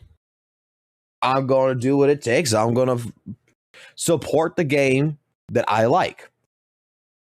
The moment the game has a shift that I do not like, the moment the game changes to a point where I am not enjoying myself, the moment that the game is being something, you know, that relatively like Weathering Waves. I loved all of Weathering Waves 1.0 to 1.4. I did enjoy 2.0. When it came to 2.1 and when it, you know, and seeing the future of it, I wasn't enjoying it as much. So I took a break from it. I don't want to touch, you know, Weathering Waves until 3.0, at least minimum. Because I said it like this. 2.0's patch does not feel like it's a patch that was designed for me. It was designed for other players. And I can accept that. I'm just not enjoying it right now. I'm not enjoying where the trending's going. No hard feelings, nothing bad. I mean, I don't regret ever playing Weathering Waves. I just, you know, at this point in time, I'm just not too excited about it. I found something with ZZZ. I'm a little bit excited. When ZZZ does something, you know, like how some of the CCs out there, some of the content creators are out there that are saying that they're not having fun because they feel like ZZZ is at a tipping point with the HP inflation, with the shield buffing and all this other stuff, and they're at a point where they're not having fun. When I get to that type of point, I'm not going to play ZZZ. I'm going to find something else that I enjoy. I'm going to actively look for something, and I'm going to go grind something else. Doesn't say that I'm not going to come back to it maybe after a couple of patches or something. Maybe there's something that will interest me at that point. But that's the situation. It's not about defending. It's not about hating. It's not about any of this. All these companies are trying to screw you out of your money. I could tell you right now when it comes down to gacha games in general that I could be spending my money on a hell of a lot fucking worse of a fucking product than fucking Zenless Zone Zero. I could be a fucking alcoholic. I could be dead right now. I could be spending my money on fucking beer. I could be spending my money on fucking goddamn crack cocaine. I could be a fucking druggie. There's a lot worse fucking spending that I can be doing with the hundreds of dollars that I have put into this game. Lot fucking worse.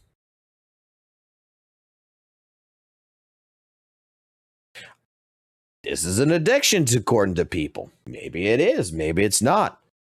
I don't find myself emotionally attached to the game to care either way, whether it does something good or something bad. I'm a person that says that as long as the core value of what the game is providing for me is good, I'm okay with it. Simple as that. Like, I am so interested sometimes when it comes to the conversations that I see and I hear and I have with several people. And it's just that the majority of these conversations in regards to the hate, to the defending, to just the generalized way that these games are put onto a pedestal. You have so many people that's embarking that these games are like, dare I say, some deities. There's some fucking gods that like they have to praise them or they have to hate them. They treat it as it's a fucking goddamn religion.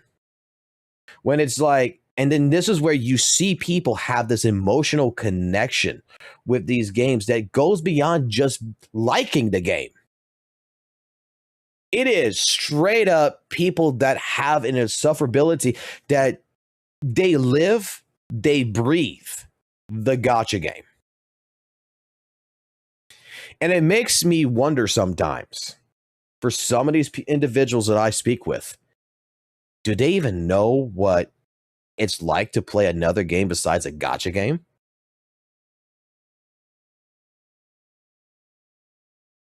Shit, I play Mega Ball.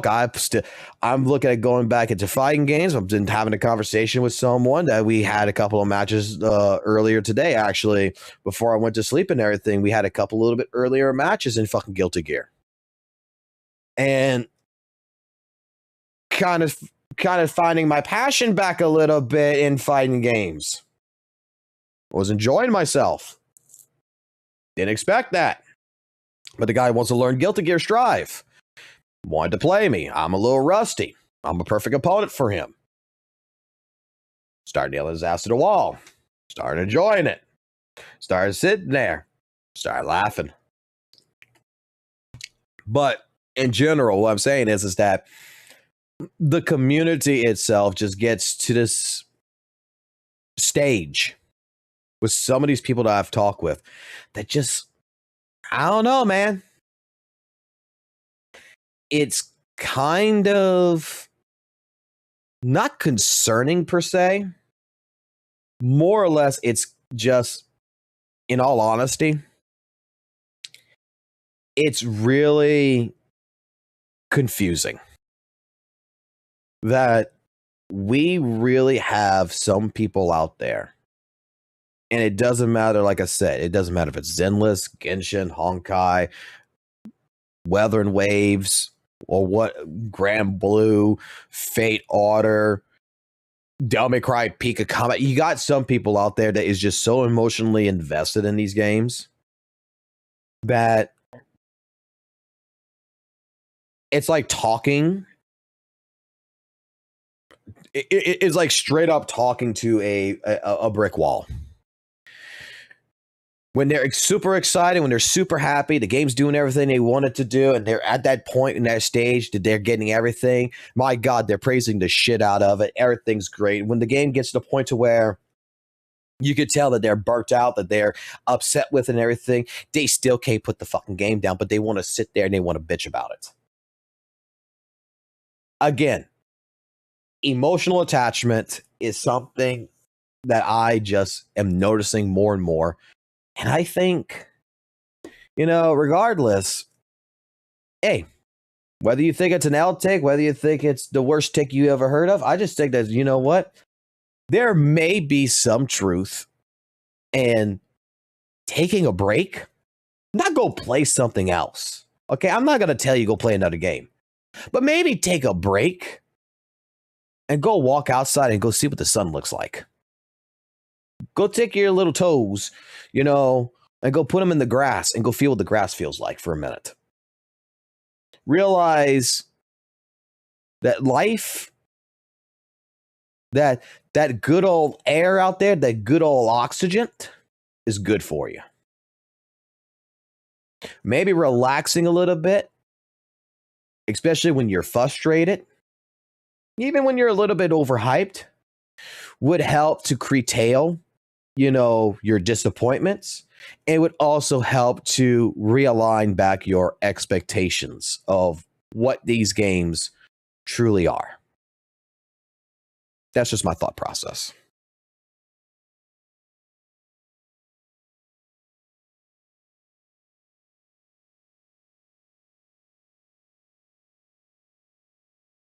Not sure if anyone agrees with that.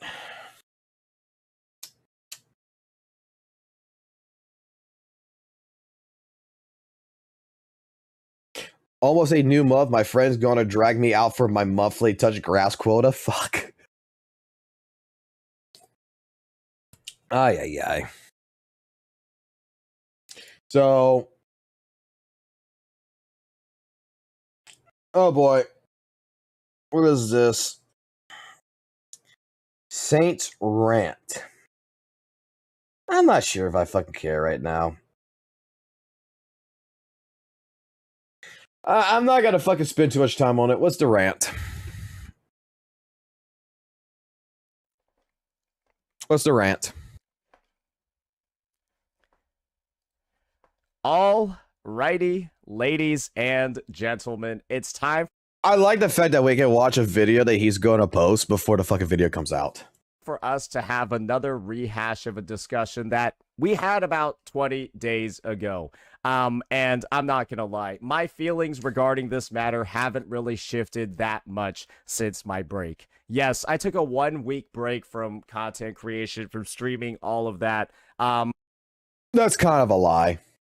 You took a 1-week break, yeah, but as soon as the Rexlet shit hit the fucking fan, oh boy, we gotta hurry up and get on the live stream and talk about it. Like, dude, Saint, I'm actually kind of worried about you in that regards, buddy. Like, you know, sometimes drama could just wait until you get back. You should have just not even worried about that kind of shit. You should just go have fun with your friends. Go have fun. Not worry about the fucking community. You're good. Nah, I mean, while you're on break, you're on fucking live stream. Like, it was like, what, 2 or 3 times that he was on live stream talking about some kind of different crap and everything. And it's just like, bro, go enjoy yourself. Go have fun. Go, just don't worry about this shit. When you come back, it's all going to be there. It's still going to be, you're not going to miss anything. From the 20th to the 27th, that was in the middle of the first phase of version 2.7, and now we're back, and we had this amazing announcement ready for me when I actually came back. And boy, oh boy, I do have to say, this has to be one of the most hilarious things I might have seen from an update page in a game. Because what you're going to be seeing in this title over here is upcoming events.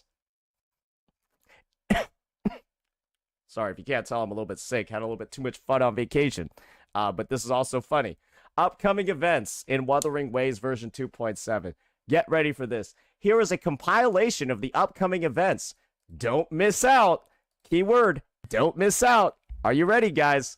So, we're going to have Dawn Breaks on Dark Tides. We got Chu Yan. Woohoo! We got the story. In this battle that sealed the fate of Verticida, blah, blah, blah. We're going to learn a little bit about Chu Yan. Very cool. But I can already tell, I feel like this story isn't going to be that long because it's called an after story. I don't know. Maybe it'll be like 3-4 hours. Maybe it'll be like 1 or 2. But hopes aren't necessarily high, especially after the 2.7. Typically, the companion stories, the after stories are like 3 hours. The main story quest was around 6 to 7 hours in length. I'm assuming that this one's probably going to be on the shorter end, especially considering we've already gotten that much story in the patch. Pretty much. Now let's move on and take a look. Now let's move on and take a look at the events, guys. Are you ready? Gifts of Ink Song. During the event, log in daily to claim the day's login rewards. Okay. That's something they always do. Wow. Login event. Hell yeah. Hey, remember, this is the announcement for the second half event. The version second half events. Get ready. Freeze frame. Combat photography. Okay. Woohoo! We got that in CZ. Event. Hey, we got our combat event, ladies and gentlemen. We're gonna fight against level 90 enemies that deal no damage. Because the goal isn't actually to fight them, it's to do attacks and then take a photo in the middle of the attack animation, where you'll probably be able to recognize the actual combat in this event is going to be non-existent because you're going to be focused on taking photos. So it's like a cosmetic combat event. Timu doesn't really count. And then we're going to have our next login event. Y'all ready? Lolo campaign. And if you don't consider this a login event, go fuck yourself. Because all you do is you just do your commission, or you just do your dailies. You get like the pulls, or you get like the stamps, and then you use the stamps to spin the wheel. And then you just spin the wheel 3 times, and then you just get all these rewards. That's it. That's what the event is. It's essentially a login event with like some extra buttons that you have to press. And then we got a limited time double drop tacit field. And that is it for 21 days. That is it for 21 days, ladies and gentlemen. You have login event with extra steps. You have very cool freeze photo frame photography. And then another login event. That's a 21-day version update. This 21 days. Damn, he sounds mad. What the fuck? He's mad. Huh?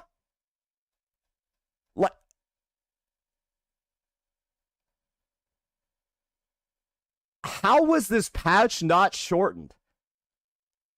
How is this? Maybe they have to make an announcement, right? That like this patch is actually 1 week shorter. But it doesn't look like it is. This phase should only be like 2 weeks.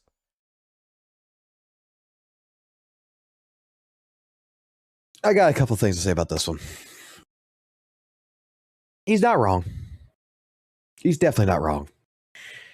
But doesn't anyone remember that we had nothing to do of all of December from when Camellia showed up in mid-November of last year all the way until fucking January of the next year? We had nothing to do. Once you did all the events, you pretty much had a month that only had rerun banner characters and everything. It was a bad month.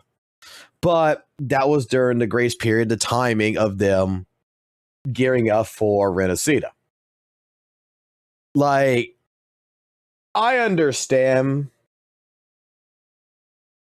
how bad this is in terms of like, from a player point of view, there's nothing really for you to do in Weathering Waves, right? There's nothing to do. However,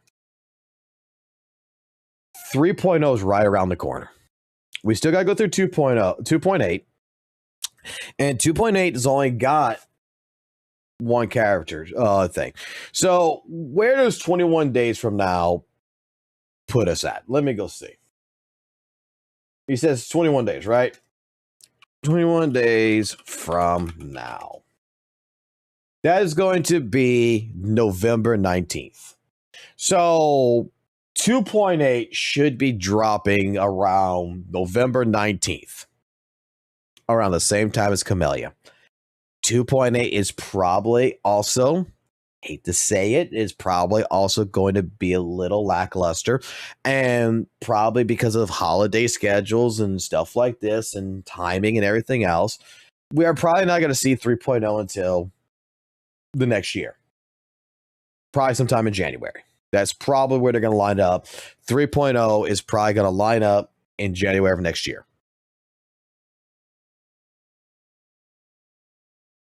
Weathering Waves has had many things that's happened to it in the last part of 1.0 to where even some of the events turned into permanent game modes that's in here, like Whimpering Waves is pincer maneuver.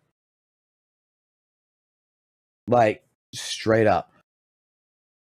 Again, I will say it like this, just like I said it for ZZZ. When it comes to Zenless Zone Zero, in all honesty, you, the current player who's been playing since last year, are no longer the demographic that is designed around this. The demographic right now is designed around new players who are coming in. So, in regards to this, if I'll put it like this, if someone today joins Weathering Waves and goes play Weathering Waves, so you know how much content they have to go through? 21 days is not enough time for them to go through all the fucking content. They're going to enjoy themselves. They'll be fine.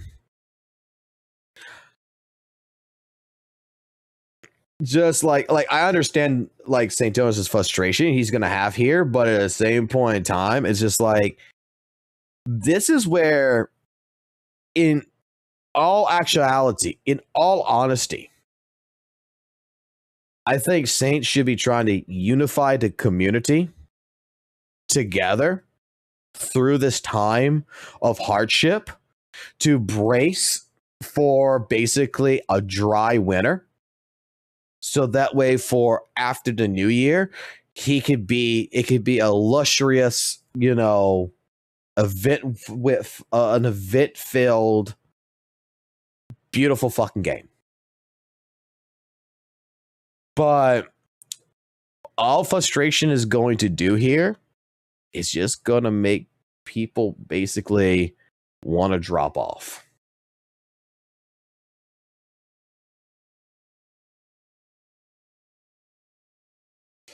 He does have a point, but the way exactly, that's what I'm getting at. The way he's talking is just going to drive people away from it.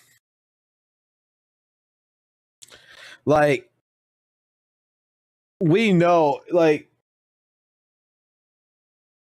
I'm just going to say, if you really want people to be established in it, you want people to be coming in for 3.0, you want people to be here and everything, we understand that there's a fault here. You've made mention about the fault. Right now, I would try to find positives.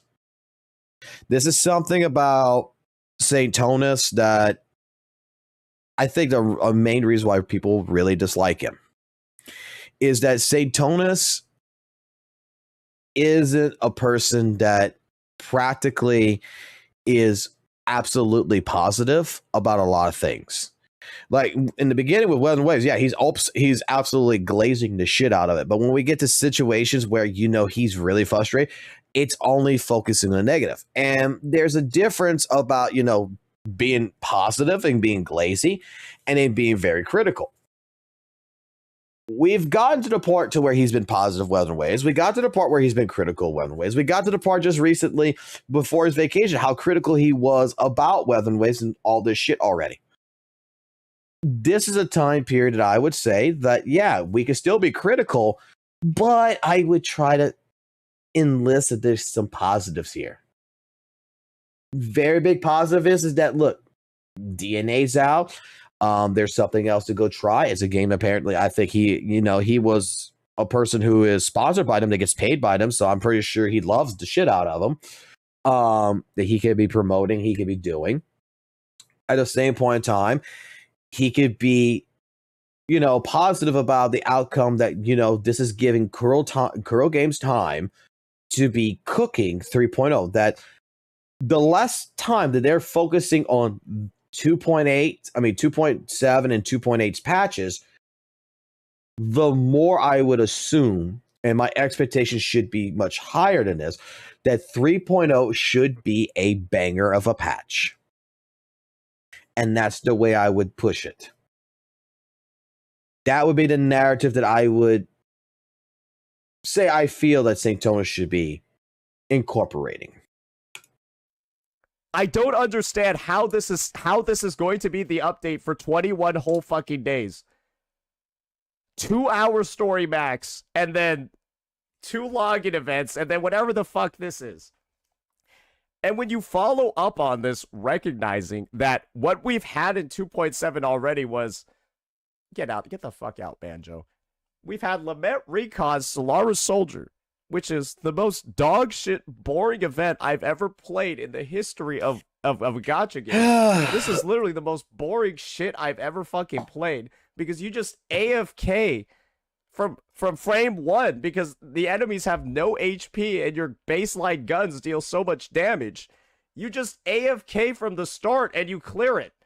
And the only reason why you go around collecting materials is so that you can AFK faster.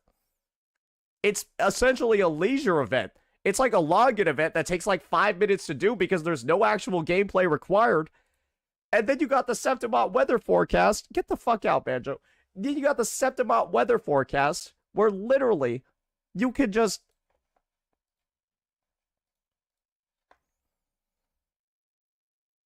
Let's just show it.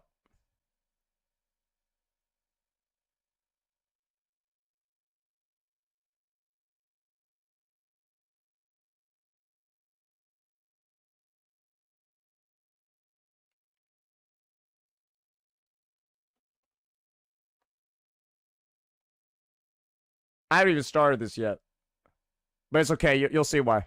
Oh, wait, never mind. There's some work I gotta do here for... Wait, check this out.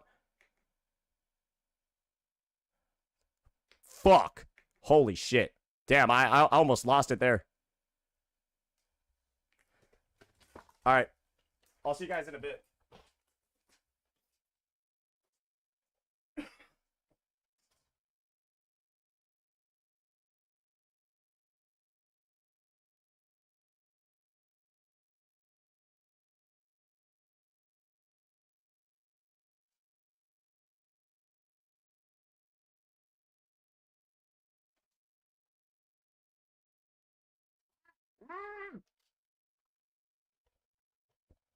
Bro.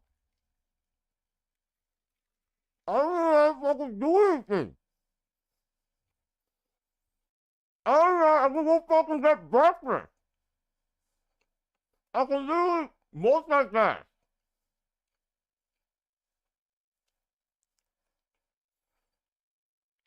I'm already done. Just end it. Look. I'm already done. Just end it. What am I still doing here? I already achieved all of them like 10 minutes ago. This is just a daily that takes extra time.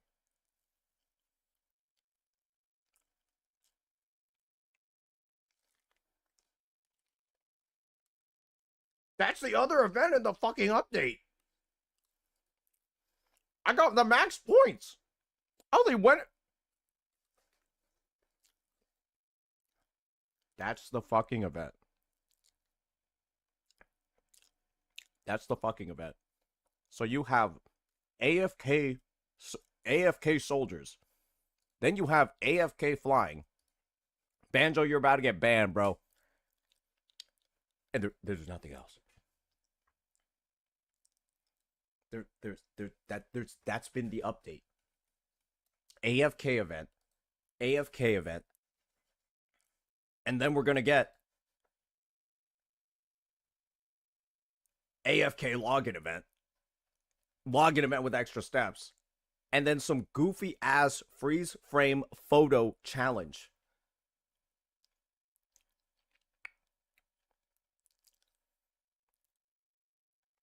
You are not supposed to play this game during this update. You are literally not supposed to play this game during this fucking update. And the unfortunate part of the situation is that there are still going to be people that are defending this. There are still going to be individuals saying that this is fine, that this is okay, that this makes sense. When in reality, ladies and gentlemen, this is something that can never fucking happen again. I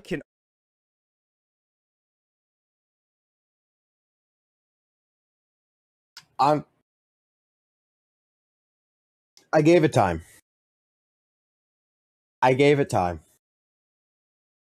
I'm just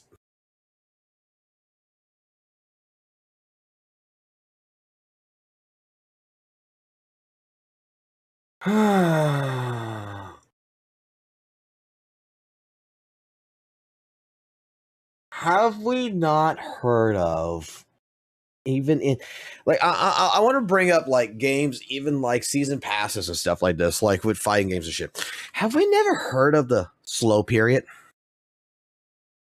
where basically this is the wind down of Weathering Waves? Like, the reason why people are defending it, like, I get his point. He's not wrong.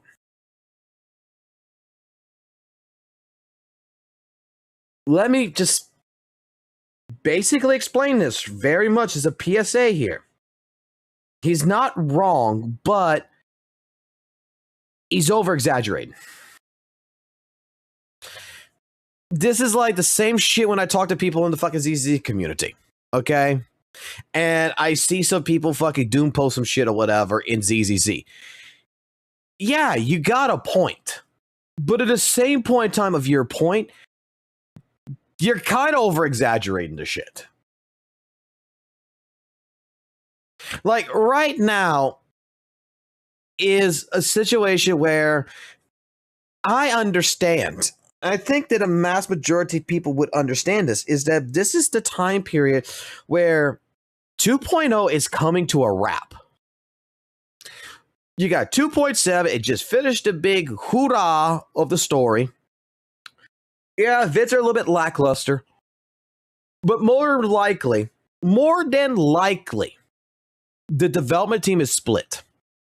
And what I mean by that is, you probably got maybe 5 to 10 people who's working on 2.7, 2.8 patches.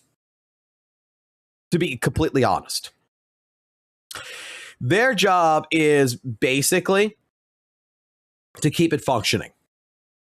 Make sure the character banners roll, make sure you got a couple of events, but otherwise, the rest of the team that would be involved in this, that would be putting in all these massive events, doing all this other stuff, they're too busy working in 3.0. Like, can we not take into account? And like, I'm going to explain it. I'm sure even HSR, Genshin, and ZZZ back in the day had their fucking slow moments, their slow patches where, you know, not much was to fucking do. And it ramps up later down the road. Is because this is typical game development. Like, they're cooking. They're getting ready. They've already, like, let's be honest here. Weather Wave's already made its fucking money to survive tenfold with 2.0. Why would I be focusing, worrying about, you know, making people spin on the fucking 2.7 and 2.8 banner? If they spin, they spin. They don't, they don't. I wouldn't be caring as the CEO or whatever, as the fucking boss of the company. I wouldn't be caring about these two patches in particular.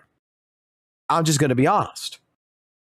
My goal here is I'm caring about 3.0. I want to make sure that we are 100% ready. I want to make sure that maybe there is cross platforms. I want to make sure that we have all the good shit. I want to make sure mobile's been, you know, fucking quality of life. I want to make sure it's optimized to the fullest degree. I want to make sure that when people come into 3.0, from old players to new players, that the experience from what you've had with 2.0 is completely mind-blowing. That is going to make you want to spend money. That's going to make people talk for ages. Because in all honesty, Renacita and Carthethia's fucking time when she came out, those two, January and her fucking release and the anniversary, not really much the anniversary compared, should have been much higher than that, but just right there. 2.0, 2.3, and 2.4 patches has already set a fucking high mark in this fucking game. It's done. We've made our money for the fucking year. Let's focus on 3.0. Uno came out and everything. Her fucking banner went fucking sky high too because people love fucking feet. Hey, that was an unexpected finance profit. Cool. Whatever. But right now, Kuro has just made, as of right now, Kuro's just making them a profit. If they don't make a dime in November, they don't make a dime in December, guess the fuck what? They still made a fucking profit. Their bills are paid. Developers are paid. Everything's good. Let's gear for 3.0. Like, it's a little bit over exaggeration. That's how I feel. Almost guarantee you that the amount of players that this game has lost due to the fact that there's nothing to fucking do in the game is incredibly high. Literally, the only thing that I have looked forward to across any of the actual things that have happened in this patch are the fucking end game resets. And guess what? Both of those have already passed. Both of those have already passed. Whoa! Now, the only thing to actually look forward to is the next TOA reset. Oh god, Banjo's fucking hilarious. I'm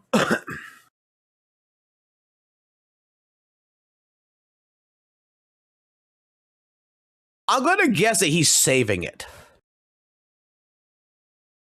I am going to guess that he's actually trying to save this for fucking the next couple of days. For the next 11 days. Because normally when Saint Tonas does Tower Versity, He clears it, doesn't he? Why is it only 18 out of 36?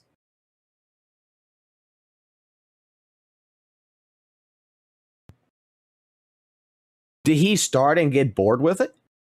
Or did he start it, do 18 of them, and say, you know what, I'll just do this later?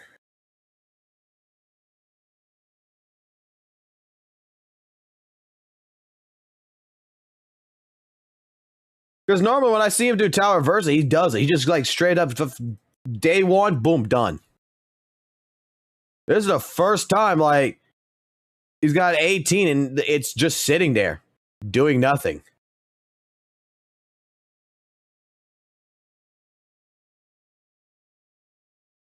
$18 and 36 is the auto clear. Oh, so he hasn't even done it. So he's just going to save it. I thought, oh, okay. I didn't realize that I had an auto clear on it again. I forgot about that. Damn. He's just going to save it for the last second, isn't he?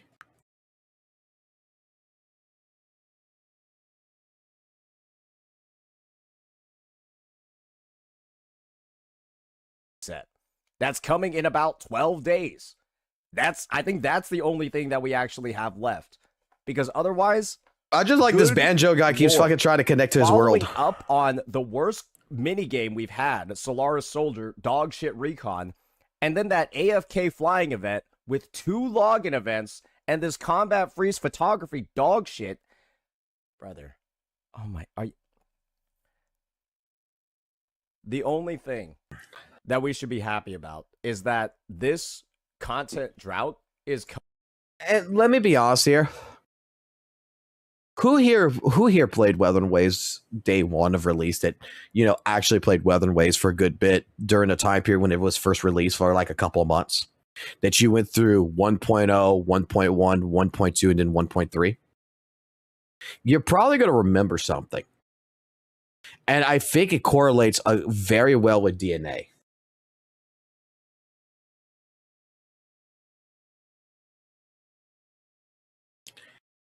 Does anyone not remember that when 1.0 came out, that they advanced the 1.1 patch by 2 weeks? Right? And then ZZZ dropped and we had 1.2, which was filler content. That we really, the only fucking event that we had in there was the Moonlit Festival where you just logged in, went to go do a couple of things and got the fuck off.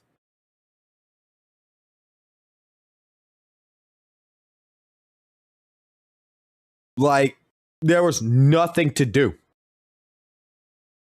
ZZZ had just launched, and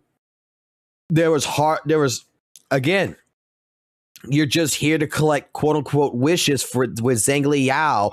That's when we met fucking Calculator and everything for a little bit. That's when we had the fucking entire fucking festival going on in 1.2, because it was the perfect time to put a fucking filler patch in the game.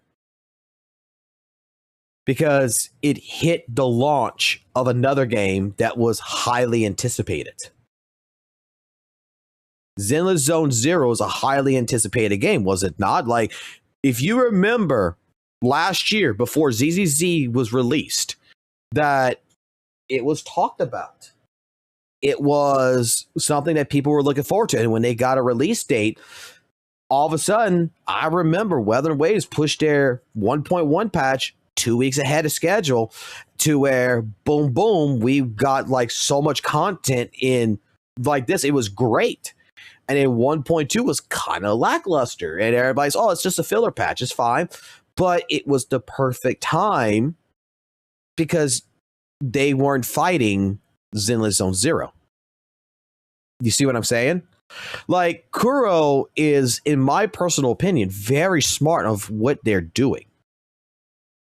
They're trying to not fight competition. They're trying to work alongside competition. So DNA is something that is relatively, has been talked about, that was relatively coming here in October, on October 28th. That was what? Very highly anticipated. I am also pretty sure that maybe another reason why a slowdown might have happened, especially for here, is because of that reason. And if I'm not mistaken, Kuro Games and Hero is actually good friends. coinciding with the release of games like Chaos Zero Nightmare that I think Chaos Zero Nightmare is fantastic. Unfortunately, the only reason why I'm not playing is because it takes so much fucking time to play. I think CZN just takes too long to play for me, so that's why I'm personally not gonna sink my teeth too deep into it. And also Duet Night Abyss, right? Where I know some people are feeling mixed about that, but I actually do enjoy the game quite a bit. So I'm just glad that all of these games have come out, and I guess Stellar Sora too, if you're retarded. Right? It's like I'm glad that all of these games are coming out. So that we'll talk about individuals have DNA other- for a second here. It's not that people don't want to try DNA out. From what I understand, it is people who has tried DNA. And let me put it this way. I've had multiple different conversations with multiple different people on this. Some people from my Discord, some people from other Discords and stuff like this, because I want to get, an opinion of it. Because I was never really much of a Warframe guy, so I'm pretty sure I'm not really going to enjoy DNA that much when I play it. But it might be decent. I don't know. Maybe I'm wrong. But everybody I talked to who has tried it has actually tried it, played it for about a day and a half, and is not excited about it. They're not saying that it is a horrible game. This is what I've been told from multiple people. Maybe one person told me it was the greatest game known to man. But multiple people has told me that DNA is not what they expected. That it feels like the presentation behind it is missing something. That overall it doesn't feel inspiring. It doesn't feel nothing more than like one person who does play Warframe. I know a girl who plays Warframe, who loves the shit out of Warframe, who tried DNA because it's supposed to be Warframe, who played it and is back on Warframe, that pretty much said that all it is just a bootleg version of Warframe, but it feels out of date to her compared to what Warframe is. That, again, like she even said, it has great potential. She would love to go ahead and get involved in it, but it needs to cook longer in the oven, according to her. So I feel like this might be like a Weather and Waves thing, to where like some people who played Weather and Waves during 1.0 that didn't like it, that came in 2.0, they enjoyed the shit out of it. This might be something to where much later the game's going to get renowned. But right now, it feels like it is just, it's just a game, and it don't feel that great from what people's telling me.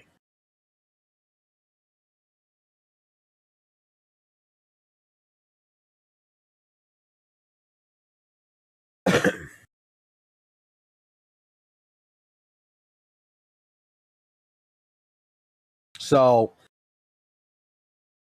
that's what I've been hearing.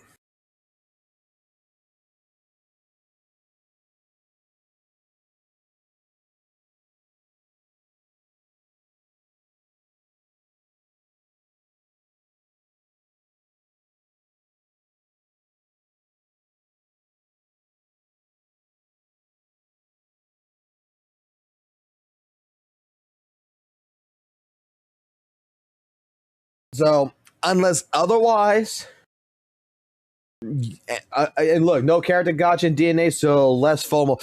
So yeah, like apparently even then, like there's no FOMO involved in it and things, so people are going to give it, time to cook in a sense, which can't hurt the game, which could potentially hurt the game in the long run, because if there is no incentive, that is the word that one person put to me. They don't feel like there's an incentive to actually play it. Like they told me, it's not a bad game. It's just, it feels like it has no soul. It has no true presentation to it. And there's no sense of urgency. Like after playing it for a few hours, like he told me, 4 or 5 hours that he played it, he was good. He went back to HSR. He was good. He's just like, I might try it next week. It's a game that to him, it's going to be there. Unless it EOS's, it's just going to be there. So he can just dap into it. And some people I'm hearing, and I'm not sure how true this is, because I've only gotten like 2 comments about this, but apparently the character shard grind is kind of poopy. That it's not horrible, but it don't feel good in that regards. And like, I think one guy's telling me he feels like it's going to take about maybe like a week to get a character, which to me is not wouldn't be a bad thing, right? Like, I think if it takes you a week to get a character to grind out to get the shards you need for a character or whatever, that's not bad at all. If it'd be something like a month or 2, then I think we might have a little bit of an issue there. But if it's only about a week to grind enough shards to get a character that you're specifically trying to get, then I don't think there's a problem. The weapon grind is horrendous. So it's going to be the weapon grind, not the character grind.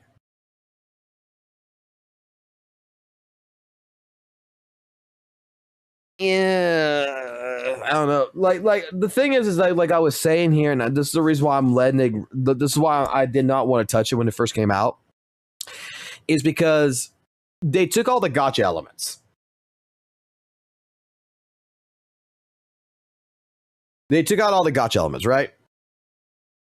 But my thing is how they're gonna fuck you. Let's be honest here. How is DNA going to fuck you? That is the question you should be asking yourself. Where in the game is the game going to try and shove it up my ass? Is it going to be in the grind? Is it going to be in certain departments? Are dupes what matters? Different things. What's going on in the game that ultimately, if you're taking out the gotcha elements, but we're gotchaing the skins, and the skins are cosmetic, I'm going to be honest with you, I don't think that's going to make money. There's got to be another thing that the game is doing that is going to make... You got to think of it. I want you to put yourself in the situation of a whale. That you got a credit card with unlimited money. What is the most annoying thing that is happening in the game that $50 would resolve? That $100 would resolve. In typical gacha games, a whale is just going to put dupes on a character and weapons and shit like that, and is going to resolve a fucking problem.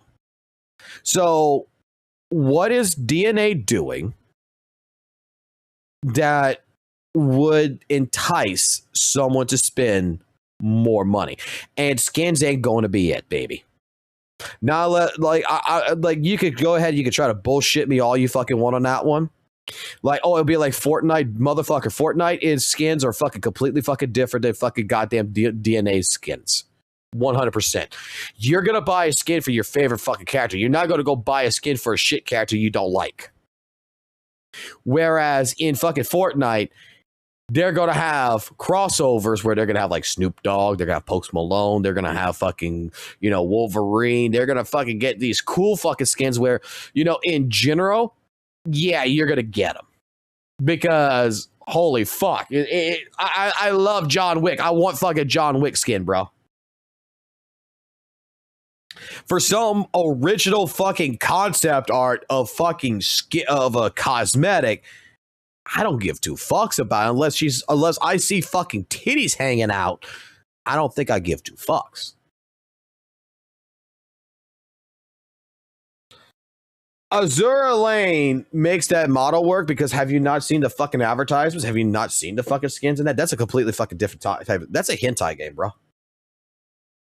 Dude, I fucking saw the fucking ads. When I'm fucking seeing fucking girls with fucking goddamn suntan lotion on their fucking big ass titties on a fucking thing where they're fucking showcasing a fucking skin, hell yeah, motherfucker, I would go spend the money for that skin.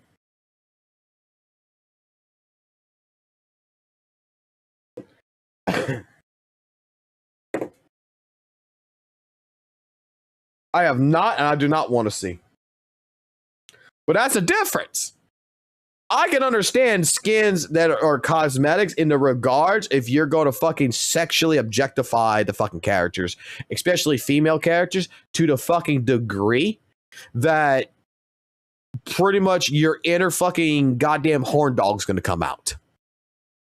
ZZZ could be fucking making a killing right now. Let's be fucking honest here. Let's change over to ZZ for a second. ZZZ could be making a fucking killing if every single one of the fucking girls in here had a fucking skin that showed off their fucking tits and legs. Better than what it shows in here. Is the concert starting? Like, picture fucking Yanagi in a skimpy fucking bikini. I'm pretty fucking sure that would sell like hotcakes. Think of fucking Bernice without the fucking jacket. Or even, let's just say they did a crossover with like a game like with fucking Suda 51 and they did Lollipop Chainsaw Massacre and they made her look like Juliet for fucking Lollipop Chainsaw Massacre. In a fucking goddamn cheerleader outfit. That was kind of over-sexualized. I think people would be fucking buying the fuck out of it.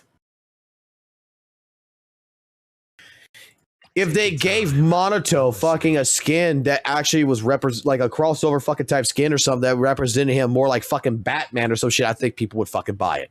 If they got fucking Pulchra in a fucking goddamn string bikini that had like the fucking heart shape over her fucking pussy or some shit, that I guarantee you every fucking furry fucking motherfucker would buy the shit out of that. Come to the seaside with me, Lord Faith. Like, people, like look at the fucking skin on this shit, right? Like, look at this one. 180 pools. And we've had this argument that the skin doesn't do shit. But for some motherfuckers out there, this fucking skin turns them the fuck on. It is FOMO now. They need the golden fucking vagina. Come to the seaside with me, Lord Phaethon.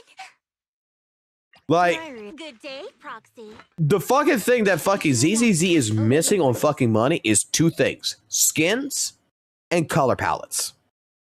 Because I guarantee you, they sold me a bundle of color palettes to where I could change the colors of lighter, to where even if you don't give him a fucking skin, but I could change his fucking jacket to fucking, like, let's say green, his pants to be blue, like matching, like, whatever. I could change the scarf to fucking pink. You know, or I could change him all black and white to make him look like K from fucking King of Fighters. Right there is some extra money they can make. Like, there is a fucking just cosmetic skin colors, fucking color palettes. ZZZ is losing out on that shit.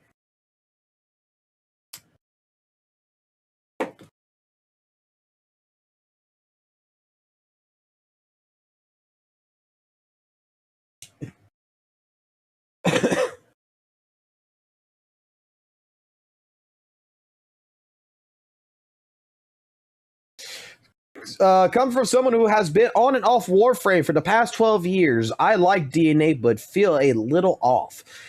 It actually made me miss Warframe, so I reinstalled Warframe and played it again. Hey, Carlos, actually, there's a guy who was playing Weathered Waves that went back to Warframe that, like, had a whole entire brand new honeymoon phase that he was talking about, that he's, like, was discussing the fact that when it came to Warframe in particular, that Warframe's a game that you can drop, and when you come back, because of all the changes that it happens, that typically it apparently is a game that brings back a honeymoon phase. I'm not sure how true that is.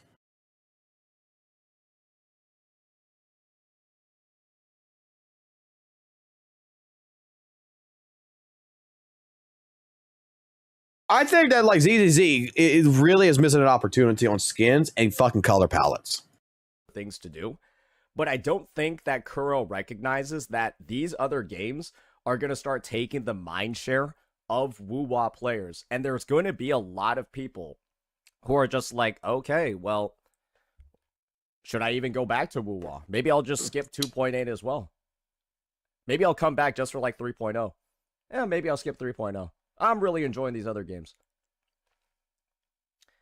It's just a promotion that's being run for all of these other titles. Oh boy. For fucking free, because you have decided to for some godforsaken reason, not put anything to do in this patch. Keep for requesting 40 to join the fucking world, days, Banjo. And then also kept it as a 40-day patch, when this one easily could have just been like a nice 35-day one. All right. What he just mentioned here, and I'm going to break the truth. I'm going to break the world order here, and I'm going to tell you something that is a hot take that you may or may disagree with. But this applies to any game. Any game. Okay? This applies to World of Warcraft. This applies to fighting games. This applies to gacha games. This applies to any live service game. To be completely honest, the company don't care about you no more. If you are a day one player, you are an established player. You are a person who's played for the last 6 months. You're a player who's played for the last 3 months. You are in what we call an invested player in whatever the fuck it is you're playing. You're done. The company don't care about you no more. That's the fucking truth. You're not the target audience anymore. You once was the targeted audience. You became established. You became here. And in truth, you spent what you spent. You did what you did. They're looking for the new player to come in. They're not looking for the old player because, hear me out. We'll use gacha games as an example. Why you think Genshin does not give a fuck about the content creators that's dropping the game? Because content creators are a dime a dozen. They can pick any fucking goddamn. They can pick another. Like, let's just say, like, you know, what's his name? Sakapoko, I think his name is. Let's just say he quits Genshin. Okay. Do you think that, like, because that's a name that I recognize. Do you think that Hoyoverse gives a fuck? Because there's always going to be another motherfucker out there who's going to come to the game, who's going to play the game, who's going to create content for it, who's going to advertise it. Straight off the bat. You, a person who's played Genshin for the last 2 or 3 fucking years, and you're done. You're burnt out. You don't care about it. You're like one of the ZZZ content creators right now that's burnt out in fucking ZZZ right now, that's trying other games, that honestly is upset with how the direction of 2.0 comes in. You're a player who does not like the direction of 2.0. Do you think that Hoyoverse, the devs might care, but do you think that the company cares? The company does not care about you. The company cares about who brand new we can get in here to spend money. To them, you're an established player. You already have characters. You already have a built account. Your account's already invested. You're going to start skipping banners.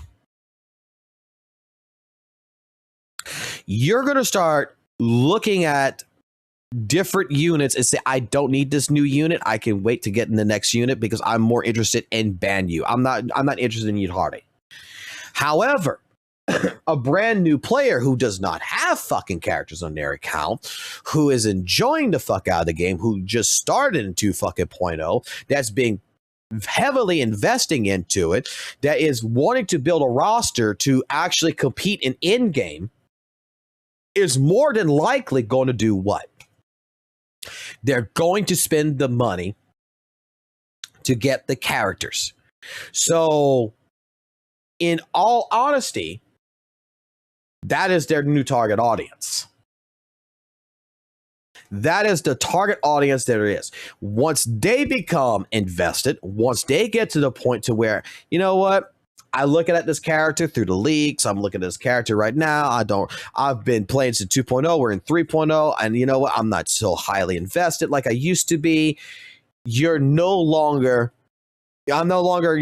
necessarily need this unit or whatever. You're no longer part of the demographic that the fucking company's trying to get. The company is now looking at the next fucking player who has not played ZZZ, who just installed ZZZ, who is They're trying to make it the game for them. They're trying to make them spend the money. It's a rotation of players.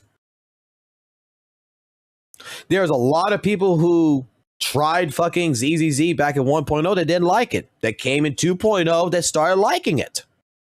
There's a lot of new players that registered for 2.0 compared to they weren't there for all of 1.0, 1.2, 1.7. They weren't there. They came for each one. They picked up Rupture Meta. And guess what? They're having a whole totally different experience than you are. And they're vested in the game. And they're having fun. And they're creating content. They're doing different things. You're the person who's invested in the game. And dare I say, you're upset because you don't feel like the company's listening to you. But you're no longer the primary target market no more. You were the primary target market when you first came in. That's why I don't have an emotional attachment to these fucking games. That's why, like I said, when I came into 1.0 Wuthering Waves, I fucking fell in love with it. I got the characters, everything. I went to 2.0, I kind of liked it. And then I kind of lost interest in it. Kuro doesn't give a fuck about my interest. If they would have cared about my fucking interest, Ridacita would have not been what would have happened. There would have been different fucking characters, everything else. I am not the interest. The changes that WUWA had made at that time period didn't interest me. But it interests the new fucking players who fucking installed it. It interested new players who wanted to give it another shot. And guess what? They got invested. And then compared to 1.0 to 2.0, the content creation ratio for Wuthering Waves went up. The player base went up. And then it'll go back down right now. Like, to go ahead and being like, well, you see, like, Kuro's giving free advertisement to these game companies because they're not trying to keep their fucking player base.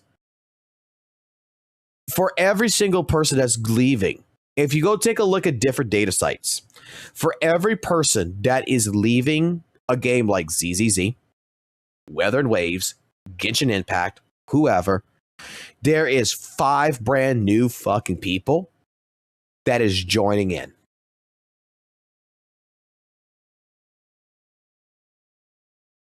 That's enjoying it. And not maybe they don't all enjoy it, to be honest. Maybe 3 out of 5 of them might enjoy it. So 3 out of 5 of them is going to stick around. The other 2 are going to leave. You still got replaced by numbers.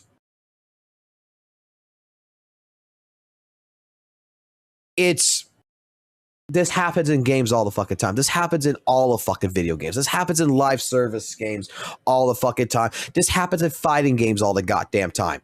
Like right now, it's just the target audience you want is not the players who are playing the game. The target audience you want is the players that are not playing the game. You need to entice them. You need to give a bone every now and then to your invested players, but you need to give the good shit to the new player to convince them to come into the game and get them wrapped around your finger and spending money.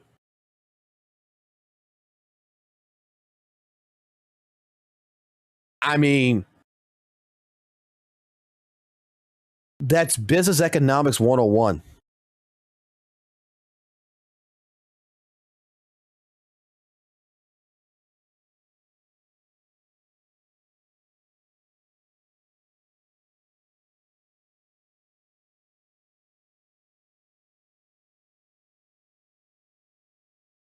Like, once you're established, like, you're practically fine.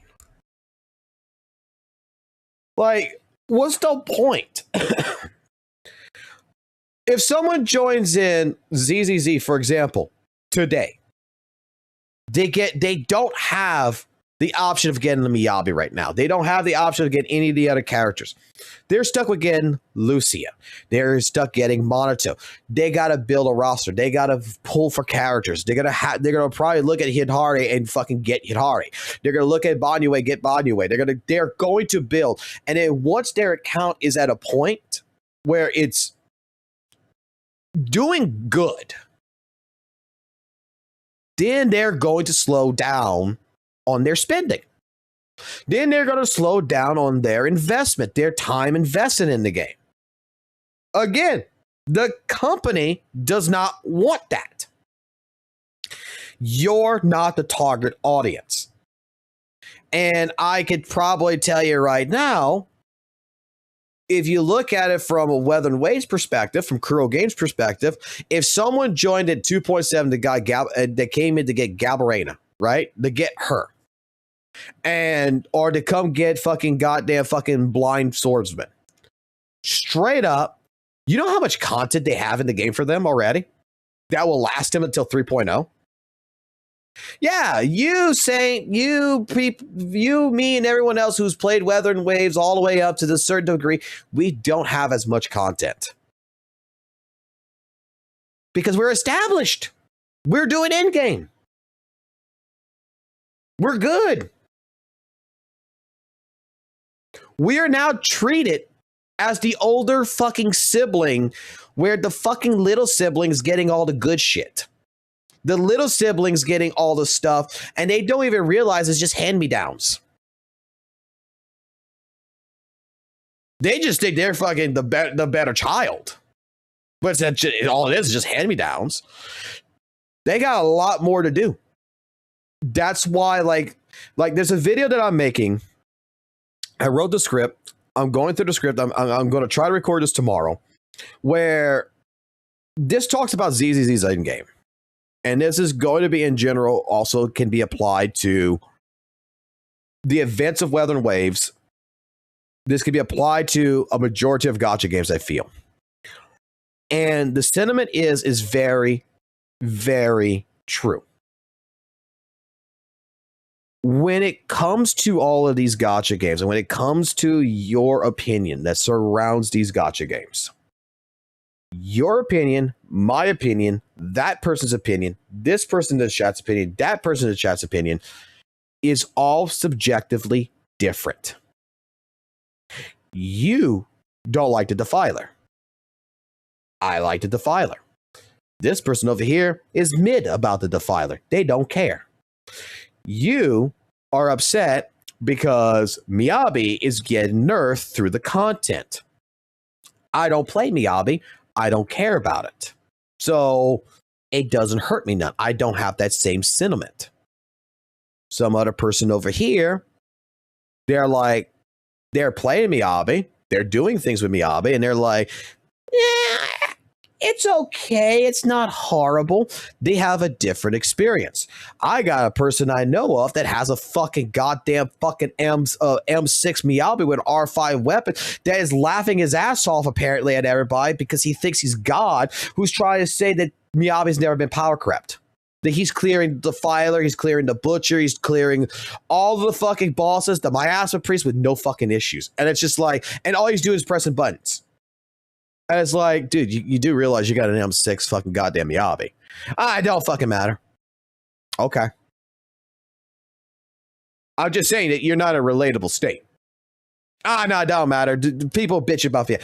Everybody from account investment, time investment, from knowledge checks, from skill checks, all the way into several different aspects of the game is all going to be so much different for different people that you cannot blanket statement that ZZZ's in-game is the worst fucking thing known to man, that it is bad, that the boss is bad, or when different people are having different experiences.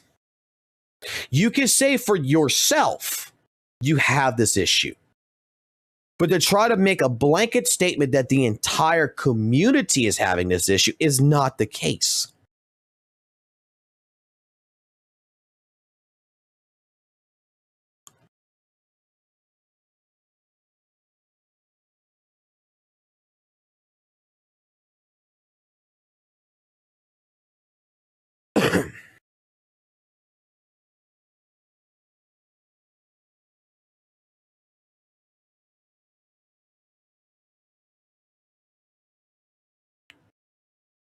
I'm just putting it out there. And again, a lot of correlation that's going to happen with some of these. I've been thinking, I'm going to say for even Saints case, a lot of the doom posting, a lot of the anger that people are having at the same point in time with CZZ, Weathering Waves, Genshin Impact, Honkai Star Rail. I'm going to be honest with you. I think that a lot of your frustration, a lot of your anger with some of these games that you are having is not exactly the game's fault. This is a hot take now. Okay? This is a hot take. It's a personal problem. And what I mean by this is that you're burnt out. The game started doing things that you're not comfortable with. It started hitting your comfort zone. It started doing things that you don't particularly care for. And you know what? You're so hyper focused on the littlest of fucking problems that it becomes a fucking bigger issue than what it actually is, to which all derives from the fact that you don't particularly right now really want to play fucking Genshin. You don't really want right now to play Honkai Star. You probably don't really want to fucking play ZZZ.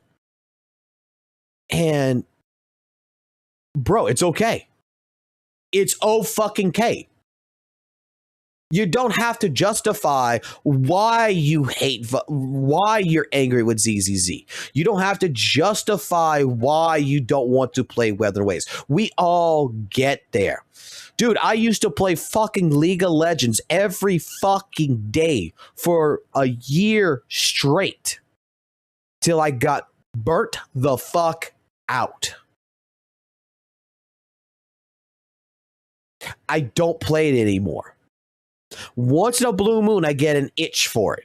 I go install it. I go play it for a minute. I go do a couple of matches. I get back in the honeymoon phase. I might stick on for a little while. Then I get the fuck off of it. When I start knowing that I am at a point where they made some changes here, some stuff here, and I just don't like it. It's okay. Come back to it when you feel like you're up to it. You don't have to make an excuse that, oh, it's predatory, it's all this. That's the reason why I don't like the game. Dude, if you're just burnt out, man, just say you're burnt out. Just be done with it. It's all right. It's all good, man. No one is going to hate you. No one is going to fucking regard you as the fucking worst goddamn person. You don't have to ride a fucking bandwagon. You can just say that, you know what? The game is at a state right now where you're just not happy with it and you're good. We don't need to make excuses. We don't need to keep fucking going ahead and saying fucking WUWA, fucking ZZZ, fucking HSR, Genshin shit just because we're burnt out, we're angry at it, and we're so hyper-focused on the smallest of fucking problems. It's like, it's just fucking hilarious to me. It's like I had this conversation with Argo today. And I was like explaining that one of my biggest fucking problems in the gacha community right now is that games like Genshin, games like fucking HSR, games like ZZZ and fucking even Weathering Waves are doing some things here and there that are taking fucking risks. The fucking thing that I will see a lot of people make videos on as content creators, they'll say, well, you know what? My biggest problem with the gacha companies here is, whatever this gacha game is that the fact that they're playing it safe all the fucking time. They always do the same fucking thing. Same. It's always the same shit. What happened to the initiative of taking a risk? Motherfucker, you don't think fucking go ahead and doing user-generated content in Genshin Impact, that mode is not taking a risk? You don't think the direction right now that ZZZ is taking with the way that they're building bosses that is basically hindering characters like Miyabi, but giving other characters like Korin, Nekomata, even Billy's and stuff like this, other characters like Evelyn, a little bit more room to shine? You don't think that like the new idea of swapping the meta over to fucking Rupture is not taking a risk?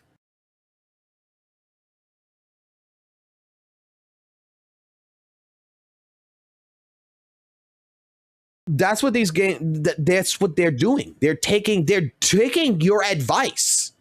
They're making a judgment call to say, "Hey, people are getting bored with the same old shit. What can we do to change it?" And they're taking a risk. I guess the problem here is that the reason when they start taking these risks, it's just that it's not the risk you're comfortable with, right?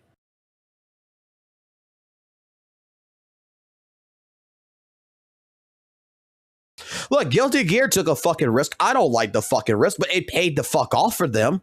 Because the risk was removing the Gatling system, was changing how the fucking how characters fucking played in the game compared to fucking Guilty Gear X all the way to fucking XR fucking Rev 2.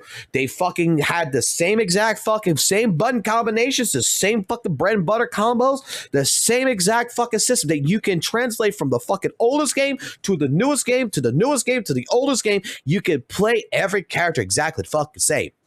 And then what they do, they fucking butchered it for fucking Strive. They took a fucking risk. I don't particularly care for the fucking risk, but I understand they took a risk. They want to try to appeal to the more casual players and not fucking burden them with learning fucking 50 hit fucking combo fucking maneuvers. They want to make it to where 3 hits does half your health bar. I don't particularly like it, but they've taken a risk. They're trying something. Either it's going to pay off or it won't. But I can't complain when a company takes a risk. That me and a bunch of people have stated, you know what, Guilty Gear kind of feels the same. I wish they would do something different. I can't complain when they do something different. Because it's exactly what the fuck I asked for.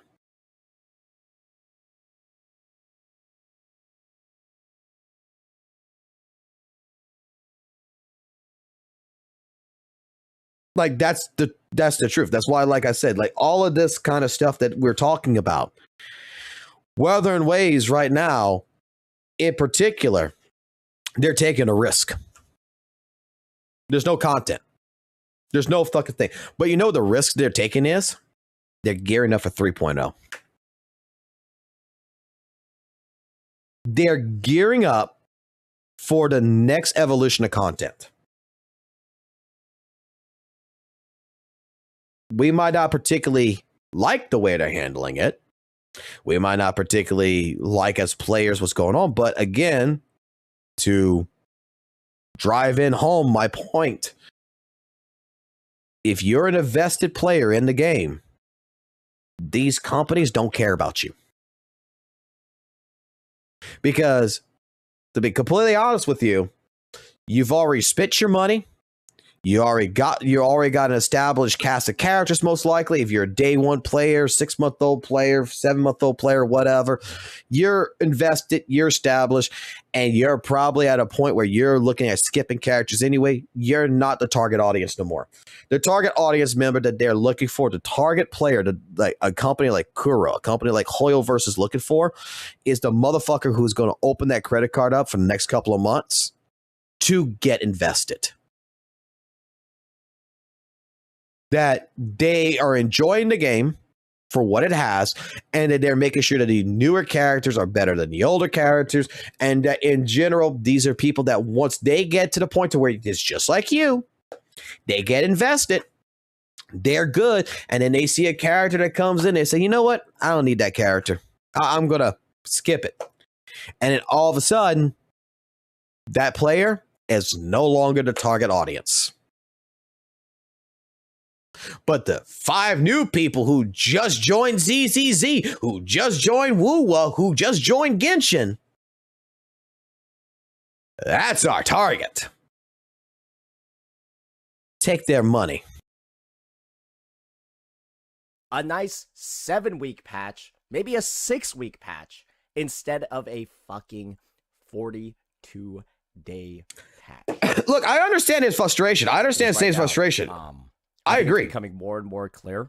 There's a lot of players that are very disgruntled with this. Maybe Banjo's one of them. Maybe that's why he wants to join my world so he can join me in the suffering, right? But I do genuinely think that this is a time for reflection across the community. This is the time when that version feedback survey from Yang Yang, where the fuck it is, where is it? Where's the survey? God damn it, Banjo! Where's that shit? I don't even see it. Banjo! It got deleted. When that survey comes in that asks you about the feedback from this version, when this survey asks you about whether or not, you thought there was enough events, all of that, just put very dissatisfied for everything. Unless it's the story, put very satisfied for the story, put a fucking 1 in everything else. They need to know that this is literally some of the most unacceptable shit for the game's most dedicated players for them to experience. Like, look how long they spent looking at the fucking... Look, completely agree. That's what the survey's for. That is exactly what the survey's for. If you don't like what's going on, make it known in the feedback. I don't think that, but I will tell you like this, okay? This is another problem that I see with gacha players in general with the community, or gacha members, or however you want to put it, right? And I would hope that Saintonas would realize this as well. Just because you put it in the survey today does not mean the next patch they're going to fix it.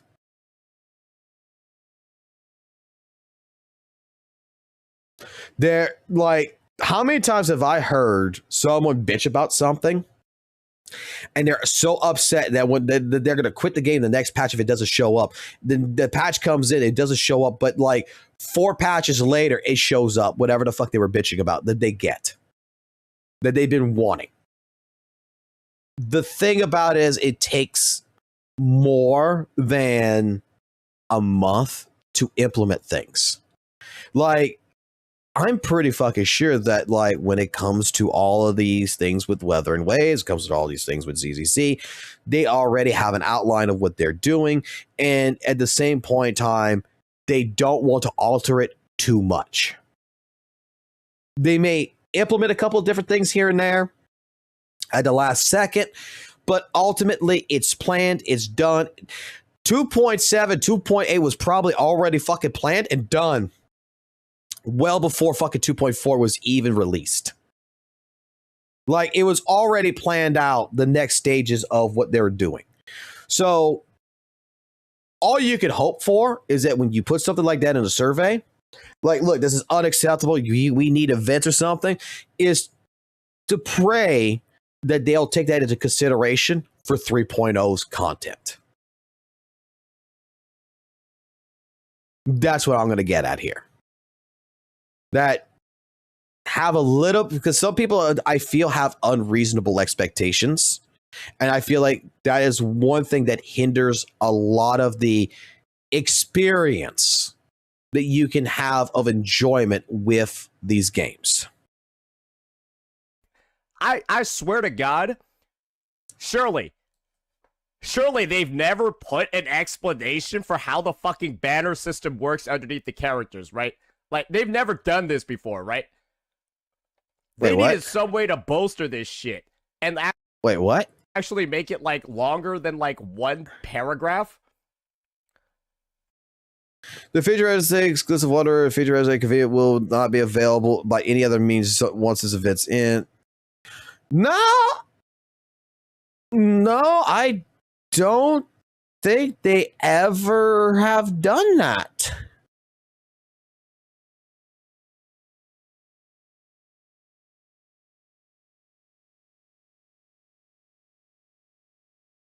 I gotta give him props there. I don't think they ever done this. Typically, when they do something like this, it's typically like they'll show like they'll have like the little mini pictures right here. Say, hey, look, these are your 4 stars that are guaranteed rate up on the fucking banner or some shit. Like the Yang Yang, the Tao Chi, and the Danjin or some shit. But otherwise, I don't think they ever really talk about like feature resonators once the event ends. You know, you won't be available by any other means. I don't think they ever explain how banners worked. What the fuck is this? What the hell is this? I've never seen this before. A whole goddamn explanation for how the banner works and how dupes work? Huh? What? Has anyone ever seen this before? Maybe it's been here before. Maybe I'm just tripping. But yeah, this is just... This is fucking new. This is fucking new. Is them fucking showcasing the fucking bundle shit to be like, hey, $9.99, you get this for $29.99, you get this for this fucking price, you get this. Like, that's fucking new. That's fucking hilarious. Like, to try to go ahead and really push that monetization. It's just frustrating seeing this again. And it's also frustrating seeing this after break, because part of it was about feeling refreshed, forgetting about things, but all this does is make me remember, god damn, this is literally the worst version update in the history of the game. Outside of the story, which was great, right? 9, whatever you want to call it, out of 10. Some people might call it 7. This is the worst version update in the history of the game, outside of the story. And I'll make you a deal, Arikata. I'll make you a deal. Girls Frontline 2, I will fucking download it. I will install it. We will fucking set a date, like whenever possible. We will set a fucking date, and we'll have you on the live stream, and I will fucking play Girls Frontline. And you can teach me everything about it. Because you keep making those comments about how it's the best fucking gacha game ever. And honest to fucking God, I've heard about it, but I've never tried it. And it's actually getting to the point to where I'm like, I'm interested. good God, there was absolutely no reason for it to be like this. So yeah, that'll be that for this one, ladies and gentlemen. Let me know what you all thought. Peace. I think you're just over-exaggerating a little bit, bud. I understand your frustration, but I think it's not that deep. Saying can get so out of touch, it's comedic. Brother.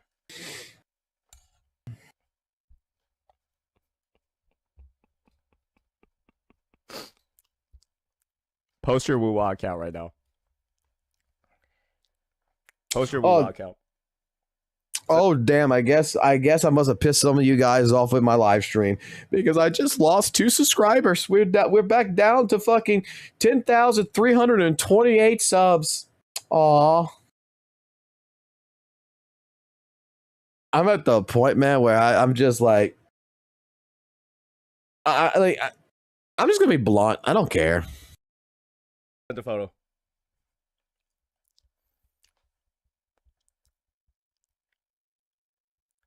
You got 5 minutes. Wait, what?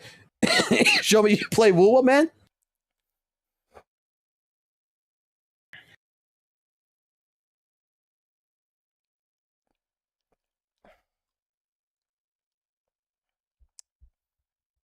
Oh, and make sure you change the username to Shark Dude. Let me put it this way to you, Ashley. It's not gonna happen. We're not like, look, we're at 100 and something members, which we're 400 away right now from fucking even the possibility of getting, like, that would be the thing. There's no way we're gonna hit 15K subs because, like, I haven't actually done, like, I need to actually work on doing video content to actually push more into the algorithm.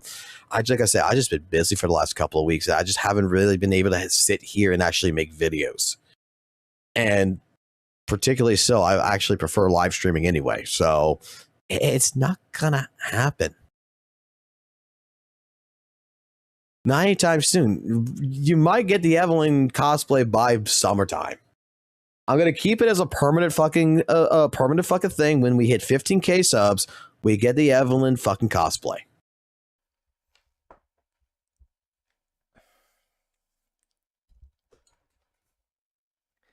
Oh, he ran away. It is what it is. Wait. We gotta see. What were some of the prior messages?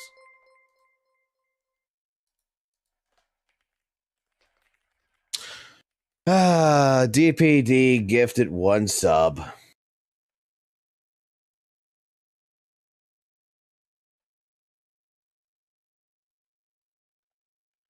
Thank you. But you didn't have to do that.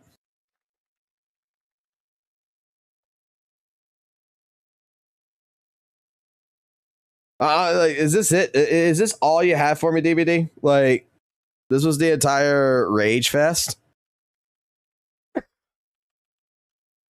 Wait, what the fuck was that?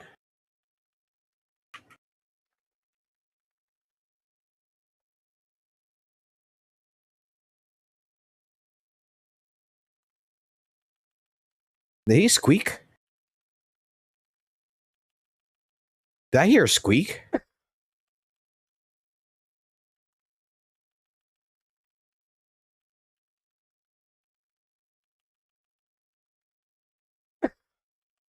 That was cute. That's a little cough. That was cute.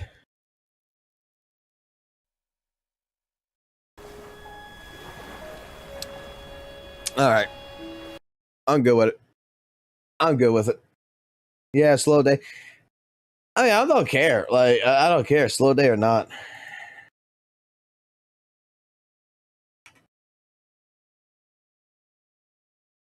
Like, I was gonna make this a short stream anyway. Like, I wasn't.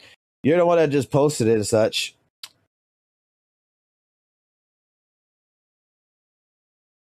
Oh boy.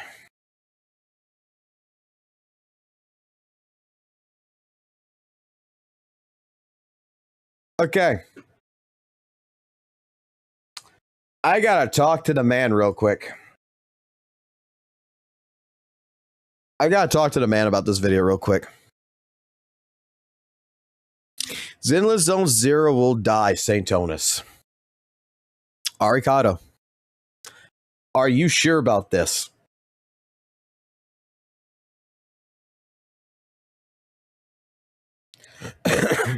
Like, this is one of those situations where I'm going to be honest. I'm going to be like, are you sure about this? You just got back. And if you are sure about this, for your sanity, do not take that comment section to heart.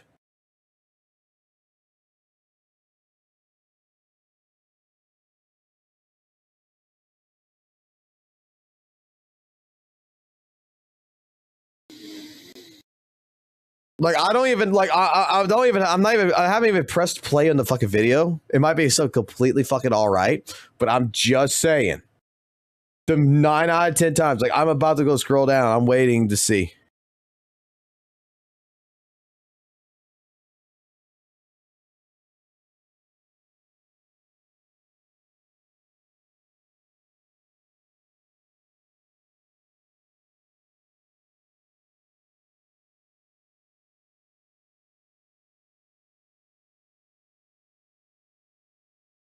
I don't think that's what you said.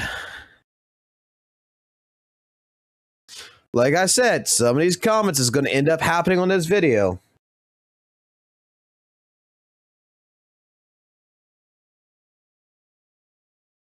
Okay, let's see what you got. Let's see what you're cooking here. Today, I wanted to talk about a phrase commonly said by St. Tontas, the Wuthering Waves-focused anti-Hoyoverse content creator. No, this is not to start drama or anything with the guy. I'll have you know I actually have not been keeping up with his current situation after my hiatus. All I know is something about Eastern WUWA creators and him going at each other. I don't know what's going on. I don't exactly have the time or care to look into that kind of stuff anyway, now that I have a full-time job. I don't need to keep track of him anyway to make an accurate assumption of what he'll say. It's like dropping a leaf into a river. You know it's going to go downstream before the leaf even touches the water. I'm getting off track here. The quote? Oh yeah, right. If Zenless Zone Zero does X, the game will die. I'm paraphrasing here because there are a lot of variations to the quote, but the intent remains the same, typically referring to ZZZ's handling of its endgame content, be it HP inflation, agent power creep, shilling, the list goes on. Oh, that's the endgame video he's still making. Video Okay. dissecting this comment That's just a clickbait title. This kind of statement could honestly translate to any high-profile gacha game currently on the market. I'm just gonna come out and say it. No, Zenless Zone Zero will not die from a more restrictive endgame. The gacha game industry sustains itself financially on the most casual of video game players, from its accessibility to anyone with a modern smartphone, to its daily playable content offerings meant to fit into even the most restricted person's work-life balance. When put in this context, a majority of the audience for gacha games as a whole just barely have the free time or personal drive to finish most permanent content for any one of these games, but not all of it. They go at their own pace, even if said pace comes at the cost of missing time-sensitive rewards or even overcapping on their stamina. If you are someone who regularly keeps up with event content within 48 hours of the content unlocking gradually, you frequent gacha social media communities, or are frequently asking for advice or help to improve your account, in my eyes, you are not a casual gacha player. You are a casual video game player. I know that sounds confusing, but I think this distinction is important. If your average casual video game dad has an hour or two to play Call of Duty on a work night, then your average casual gacha player has even less than that, maybe 20 or 30 minutes at best to play. From my personal experience, I know half a dozen other men at my workplace who play gacha games, both below and above me in the corporate hierarchy. And none of them put the same amount of dedication or even effort into playing gacha games the same way myself, my brother, or even any of the social media posters I see do. But they put in a similar amount of money into these games that I and my brother do every few months or so, despite having massive gaps in their story and account progression. They treat these games just like they would Candy Crush or Clash of Clans, just a distraction that can be squeezed into their day-to-day lives that just so happen to have higher production values. They don't care about some far-flung future state of endgame content because they haven't even finished a third of Penacony from Honkai Star Rail, yet are more than willing to spend just as much if a character catches their eye, and then proceed to build them with the kind of investment you would see in an account review video. Bad gear and underleveled skills galore. Genshin Impact, Honkai Star Rail, Wuthering Waves, Zenless Zone Zero, and any future high-profile gacha won't die from a poorly handled endgame because the target audience is nowhere near said endgame. As for everyone else who does have the free time and investment into these games and have issues with content offerings or endgame, you've completely lost the plot of how gacha games are meant to fit into the busy schedule of a person's day-to-day life anyway, and you should probably just be playing an actual video game at this point. Bad endgame won't kill Zenless Zone Zero because there is plenty of Zenless Zone Zero to play for many people before endgame is even an issue for them. And in the event that they do make it to endgame, they're more than likely content with whatever score they get every rotation and don't have the time, energy, or personal investment to complain about it. This is the case for every successful mainstream gacha game. And in the case of a HoYoverse game in particular, this is especially true because of its mainstream dominance.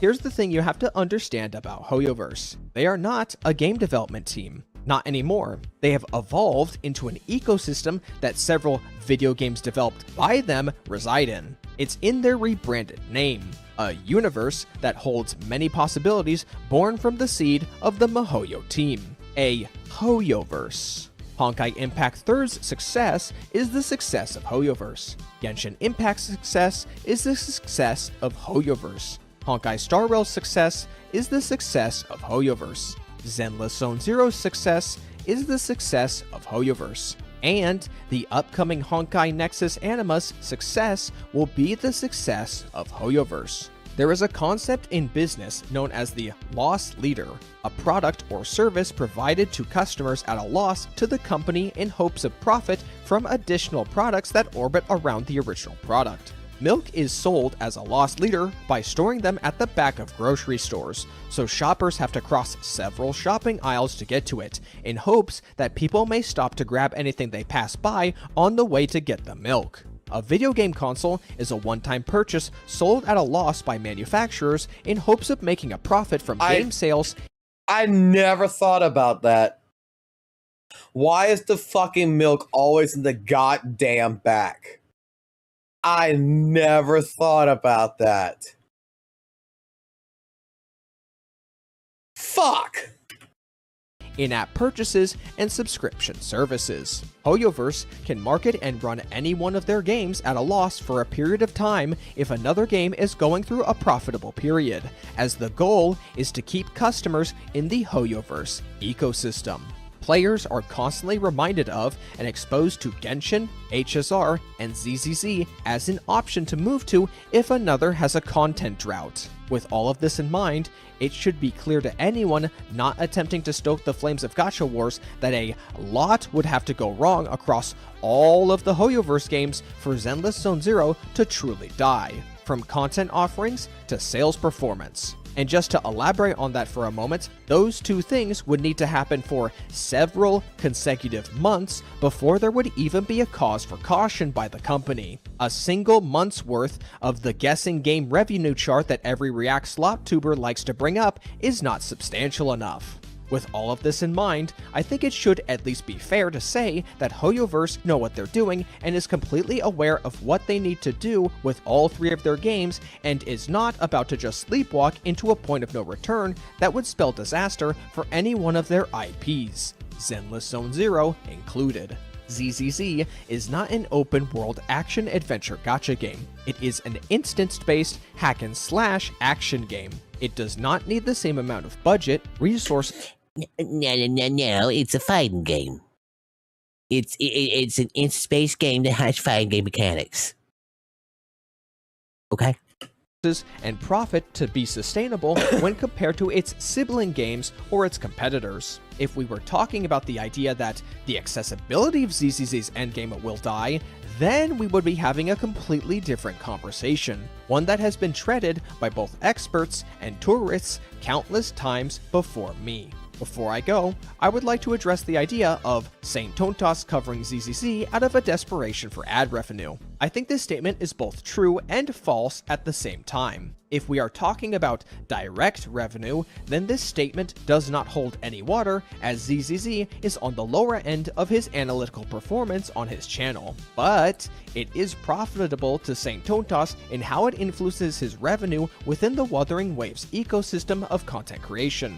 Saint covers any one of the Hoyoverse games with the intent to present it in a negative light and potentially draw people away from those games. He then provides an alternative in Wuthering Waves, or whatever his main game is right now, which in turn lines up with his primary video content. He cultivates new audience members around the game he mains, which strengthens the game's community, his own community, and by extension, his content. Then he sees a boost in revenue from the aforementioned growth. It's not a short-term strategy of farming hate for views and ad revenue. It is a long-term strategy that gradually trickles in unsatisfied customers from Hoyoverse games with an alternative that he sees incentives and compensations from for cultivating in a second or even a third-order effect. However, the aforementioned cultivation of former Hoyoverse players does have its own limit, as despite anti-Hoyoverse culture becoming more and more apparent in online spaces, it will never reach audiences beyond the few who are actively looking for anti-Hoyoverse content when compared to the numerous amount of newcomers exposed to Hoyoverse's marketing regularly at a ratio that neither you nor I can accurately conceptualize, let alone quantify. Saint Tontas' message cannot reach enough people because said people either don't care, don't take gacha games as seriously, or don't even know of his existence to begin with. How can you have a problem with Hoyoverse if you don't even know what the problem is they're talking about, or you don't even know who is talking about said problem? And as long as this continues to be the case, none of the Hoyoverse games will ever come close to end of service. Opposing creators might make Hoyo bleed, but it would be ignorant to believe that Hoyo themselves are not capable of patching their own wounds. And remember, they have countless people who are ready to step forward and offer to put pressure on said wounds, all the while never even knowing who cut them in the first place. I think that's base as fuck. I think he's got it. I have no disagreements. I mean, look, I know, like, in typical, like, I cover. Nah, I think it's a base video. I mean, look, I cover St. Thomas, and you know what? I know I should stop that.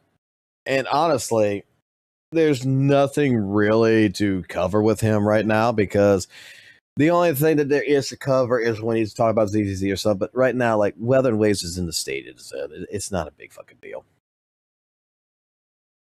Like, he's upset, he's mad, but it's going to get better. It's going to get better for him. He's going to be all right. I'm practically done with Saint in that regards. Like, it was fun. I made my mentions and everything else, but like, I'm just going to call out the fucking bullshit when I see bullshit. I'm going to agree with the stuff that he agrees, and that's just about how it's going to be. When it comes down to like Zenless and everything else, I mean, I think Zenless is in a good state. I don't think it's in the best state, but I think it's in a good state where it's at. I think that when you look at some titles of these videos, when you look at them sometimes and you go scrolling down the Zenless section, that there might be more or less. Hold on. There might be more or less, you know, just some people out there that just absolutely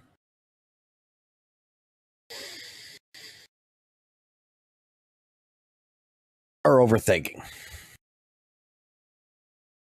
Like I was talking, like can I like just talk real quick, like just straight up, like. This is not going to be like me trying to make like, you know, a point or anything. I just want to talk right now. I just want to yap for a minute. Because I was having this yap session already with Argo in the Discord earlier this afternoon. And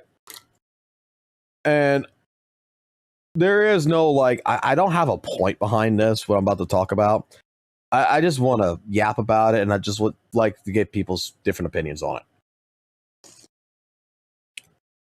But I have this thing where I've been sitting here for the last couple of weeks, actually, and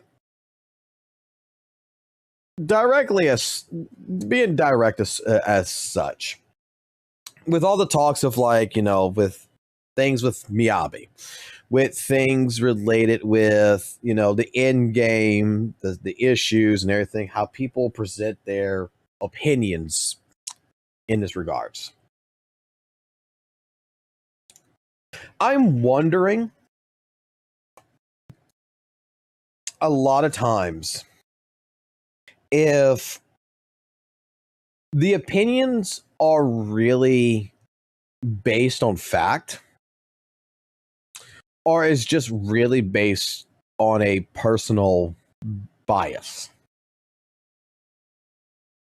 Even when it comes to some of the content creators. Because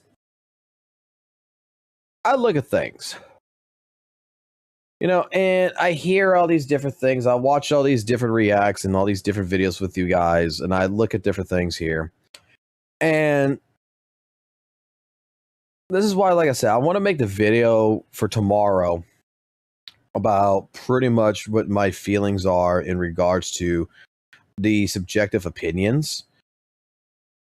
But I'm wondering if, like, do half of the people who make some of these comments really actually play the game? Because like Ari caught up in his video made the point.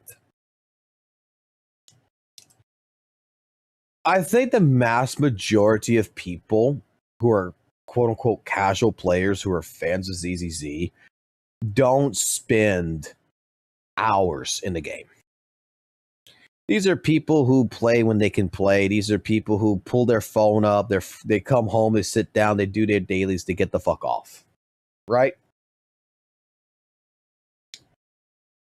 And in regards to like them and that in regards to this,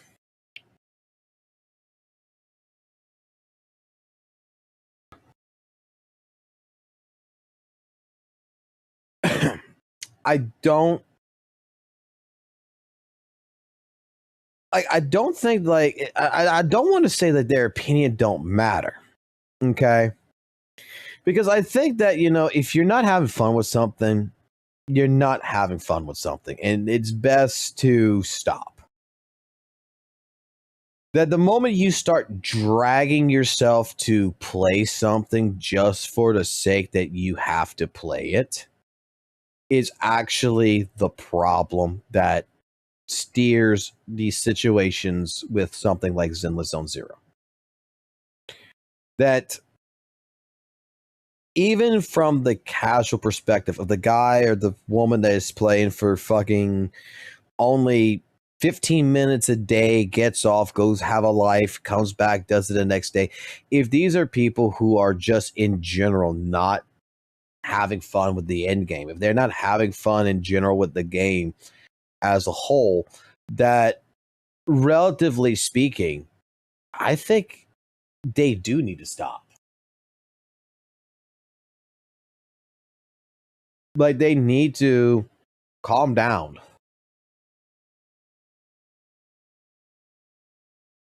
I don't know.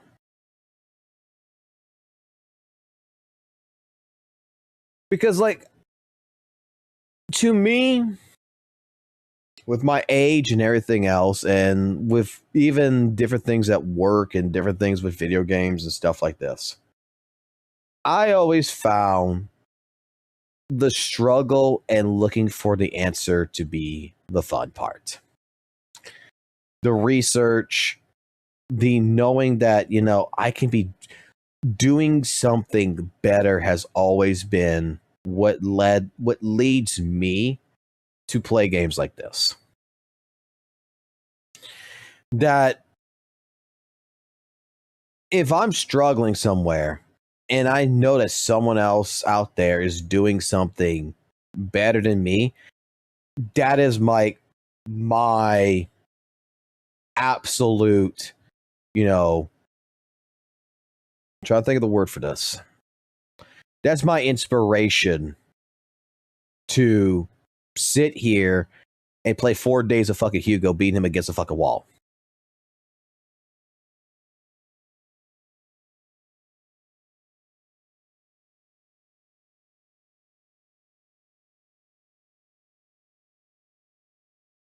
Like, when we talk about people having skill issues, talk about people having, you know, build issues, the casual issue or whatever we call it.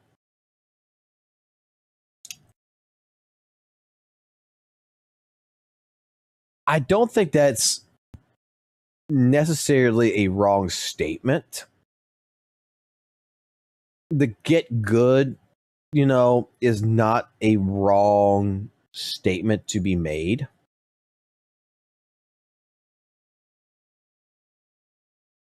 Because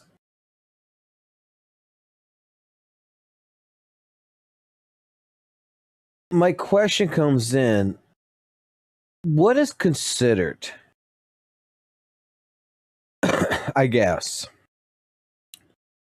what is considered to be too much effort?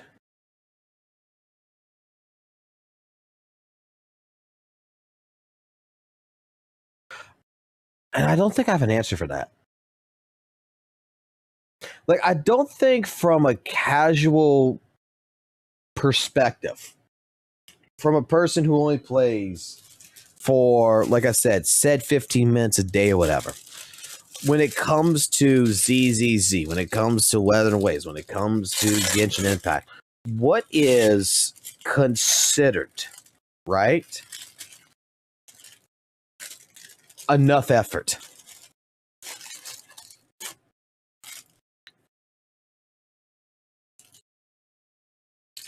I think that's where it all boils down to. I know the answer is subjective, but I feel like there should be somewhat of an answer for it.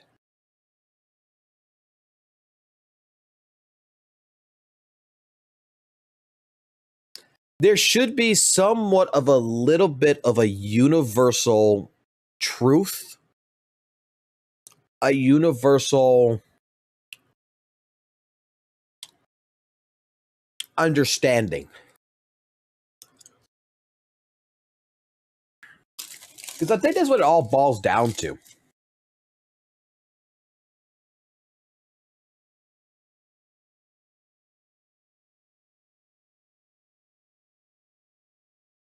What do people consider to be too much of an effort? I don't know. Maybe I'm just going into a fucking situation here where the conversation is going to go in the wrong direction.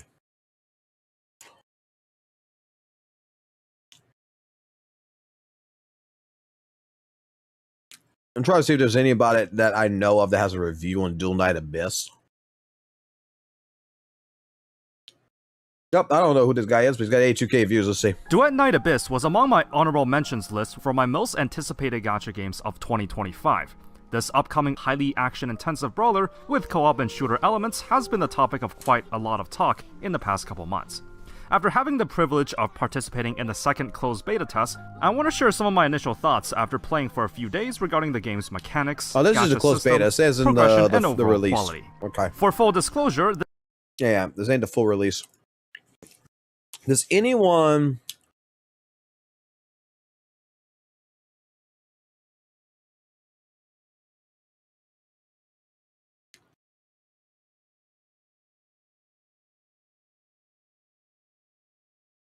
have anyone trustworthy? Oh, here we go. I'm tired of predatory monetization tactics, and when the devs announced they were moving away from the traditional I didn't realize Rain had one. Model, we all saw a rare opportunity. Finally, a game where we can collect our waifus without draining our wallets. But here's the truth. Better monetization isn't enough. The game still needs to stand on its own, and after trying DNA, it doesn't. The game was launched too early. But, and I'll explain why later in this video, I don't think it's over for DNA yet. We'll talk about what the game is lacking and why I think there's hope for it in the future, but we'll start off with what I think it actually did well. For the positives, there are some pretty good bright spots here. The music was legitimately good. In fact, the soundtrack you're listening to right now in the background is from the game itself. Music is easily one of the top 3 important aspects for a game, right up there with art and gameplay. And the music in this game is so good that when I heard the login theme for the first time, I literally sat there on stream and listened to it twice before entering the game. While playing the story, I noticed that many of the soundtracks gave me Final Fantasy and Nier Automata vibes. It was pretty clearly inspired, and who better to be inspired by than the top of the industry? Now, that's not to say it matched the quality of the Titans, but I am planning on adding some of the music to my playlist, and that does say something. I'll bring this up a few times, but I really like the gothic vibes of the game as well. It was one of the things I really liked about Wuthering Waves, and something I'm kind of sad that they've moved away from in recent times. But I'm glad to see a different game in the same industry actually expand on that. I think the attention to detail in the menus also deserves credit. When you open the Events tab, for example, the characters and backgrounds as you shuffle through them move at slightly different speeds, known as parallax movement. It gives a subtle sense of depth in life. I know it's a small detail, but it shows that they're trying to put effort into areas a lot of games in the industry lack it. And of course, the characters themselves look great. For the degenerate weeaboo gamers out there, that's a big plus. But, and I just discovered this while writing this video, it's weird that you can't view character art unless you actually own the characters. Like, why? What do you want losers like me obsessing over every pixel of the characters I don't own? Isn't that how people spiral into grinding the game for them? Actually, this is where I'm going to start listing the negatives, because if I'm being honest, that's all I really have to say for the positives of the game. The game is insanely unpolished. Since we're on the topic of the art, let's start there. The character models don't even match their splash art. Take Rebecca for example, the kind of woman that would poison you with the jellyfish you see behind her, after which you wake up on an operating table and you're missing a kidney. And then you see her in-game model and it's just waifu 123. The same exact issue happens with Berenica. Her splash art screams gothic, fierce, powerful, but in game, she looks like a plush toy, bro. Ugh. This is even with max graphics. The models look low res and flat. Ew. You know what? Let's stop gooning over the girlies and move on. Duet Knight Abyss still has gacha. While you are able to farm characters, there's still a gacha in the game made for costumes specifically. While obviously I would consider a character gacha more predatory than a skin gacha is still a gacha and still predatory. Don't forget, skins are one of the main monetization tactics for games, and if you're someone who says, oh, but it's just a skin, I'm not going to take you seriously. People like playing dress up, a skin gacha is still predatory, don't pretend otherwise. During the story, the NPCs have the most awkward animations I've seen in my life. Their facial expressions don't budge an inch, and every time they talk, their mouths look like dying fish. Obviously, the animation added here is to make it seem like they put more effort into it, but if you just did nothing here instead, it would somehow feel like a better product. It is so unbelievably half-assed. I'm kind of insulted someone thought that this would pass for acceptable. And then there's the dialogue. It is so alien. Every character over-explains every single detail and interaction in their life. Why do these anime games need to treat us like we're lobotomized? Do you think we need to be babied over every single detail? Surely the writers of these games don't think that this type of yapping is better than actual storytelling where there's subtle character interactions in every single scene, do they? I don't think they do, so why does it keep happening? The consumers don't want it. I don't think writers think this is a good way of writing either, so stop doing it. I promise you guys, literally nobody likes it. And it sucks because beyond that, the story actually doesn't seem that bad. Most of my playthrough was actually spent following the story, and while it is generic and slow-paced, it does have potential. The cutscenes need some work, but they're fairly dynamic, and despite me being almost 30 years old, I'm permanently stuck in my edgy middle schooler phase, so the darker tone of the story is a plus. Let's talk about gameplay. Movement for the game was clearly inspired by Warframe, but it kind of feels like a hollow shell of a system. Momentum doesn't carry properly, like when you bullet dash in Warframe, and grappling kills your speed entirely. For the Warframe players out there, if you're wondering why the movement in the game feels so off, this is why. There is a funny bug though. If you're using a ranged weapon mid-air, you can actually carry your momentum and end up gliding around the map insanely fast, especially if you abuse the fact that you can continuously do this while reloading. Over under on that getting patched next week? I kind of wish the actual combat had different combinations of characters and weapons feeling like they made a meaningful difference. Or maybe like combinations of ranged and melee weapons changed how those play as well. It feels like there could be more depth explored there, but from what I can tell, it doesn't exist currently. Going back to what I said earlier though, I actually think Hollow Shell is a really apt way to describe the experience of the game as a whole. Sword combat, for example, has no weight to it. It feels like the character is dancing and the sword is just their partner. The hits don't feel satisfying to me, and in a game so heavily focused on grinding, that's a huge issue. The animations are insanely stiff too. I mean, look at this plunge attack. It looks like someone paused the animation halfway through development. Guns have basically the same problem. You're not firing a weapon, you're just activating a generic range attack and watching the numbers appear. There's so many systems like this in the game that are just lacking that little subtle oomph that would bring it from like a good game to a great game. Before I get into why I think the game still has potential despite this, I do want to bring up one more thing. The warning signs that the game would be like this were actually always there. All anyone ever talked about with Duet Night Abyss before the launch was the monetization. How generous it was, how they eliminated gacha. But no one, and I mean no one, talked about the actual game. No one talked about what it was actually going to do to trailblaze the industry besides its monetization. Not the gameplay, not the story, and certainly not the graphics. The only narrative we were ever sold as the public was monetization. How generous the company is. And let's be honest, as cool as that actually is, does anybody actually care? Gacha games are the most predatory games on the planet, yet they rake in billions yearly. People don't actually care about bad monetization. Well, they pretend that they do in online flame wars and stuff, but when you actually look at consumer habits as a whole, it's a story of people not caring about their money, but prioritizing the experience they get instead. That's why League of Legends can sell a $500 skin for their most popular character, and why it keeps adding insanely pricey gacha-only skins. At the end of the day, the most important quality of the game is the game itself, and DNA lacks in every regard there. I know I've painted a bleak picture so far, but hear me out. I actually think there's hope for the game. If you remember Wuthering Waves at launch, it was awful. It was super buggy, it felt equally uninspired, the story had no depth to it, characters also felt hollow, and the majority of the people who played the game ended up quitting and calling it doomed because of this. But now look at the game a year later. It's one of the best gacha experiences out there. The animations are top tier, the story is actually legitimately good to the point where I can recommend it to other people and not feel bad about that, and the gameplay started getting expanded and feeling better with every new character launch. The thing is too, WUWA Night Abyss actually launched in better shape than Wuthering Waves did. There are currently optimization issues, but the game as a whole feels more complete than WUWA did on launch, who to be clear suffered those same exact optimization issues. And from what I've seen, especially comparing the CBT footage to the current builds, the devs can make huge improvements in a short amount of time. So maybe a year or two from now, DNA will become one of those games we look back at and go, wait, this game is actually kinda good. Or maybe it becomes a stepping stone for Hero Games' next big project, something built on the experiences they learned from making this game. Or maybe I'm coping. Check out why I returned to Genshin after a year of Wuthering Waves right here, and of course subscribe, or DNA is gonna EOS next week.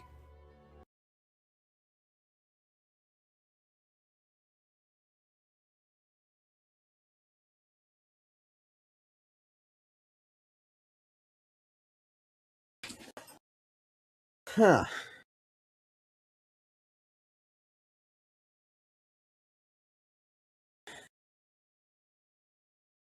Well, I'm just gonna say it like this. I mean, I'm from just seeing that, I'm gonna be honest, I don't think I am that interested in Dual Night Abyss.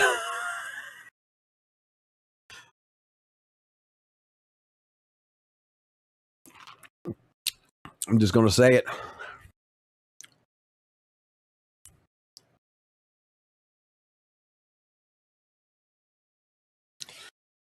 Yeah.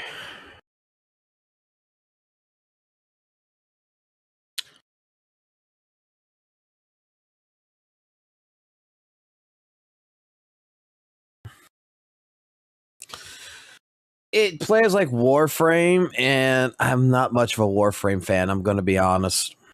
I've tried Warframe a few times and never got into it. So, I mean, that's why it's like it doesn't really appeal to me much.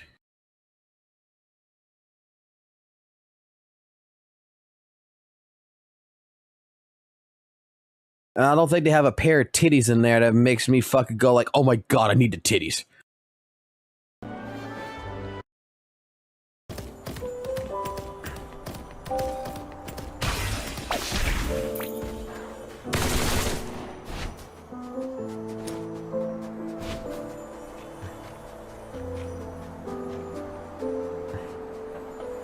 The fuck? I hope it will be.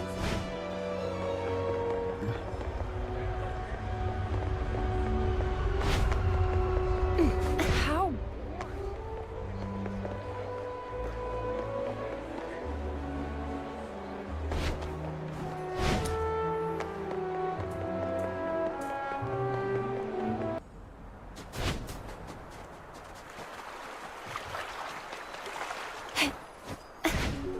Like, this doesn't even look that great to me, to be honest.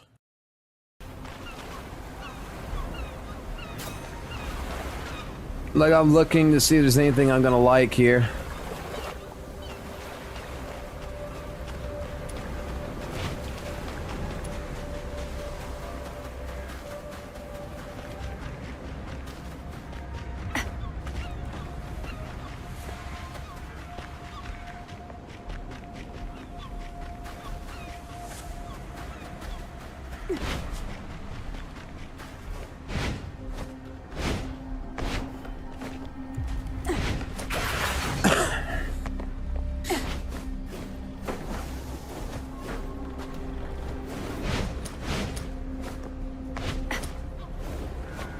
I think I'm just gonna wait it out, personally.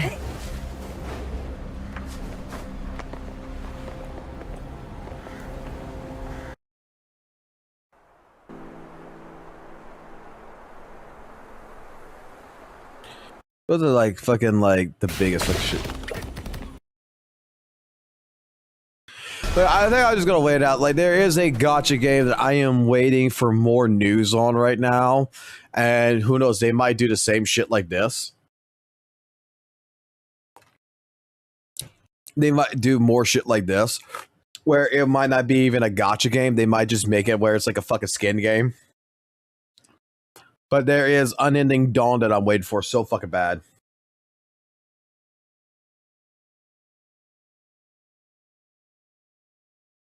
But honestly, it doesn't hold up to me so far.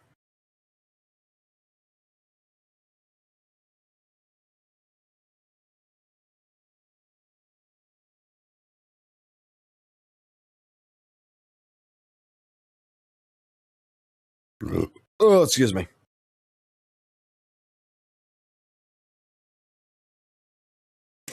I'm not much of a turn-based guy either. Like, I'm trying HSR. I am trying my best to get through it. It's not bad, but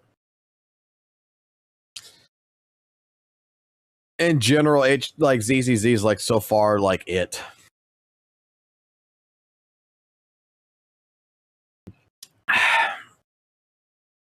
Like, I'm not dying on the turnpike for fucking HSR.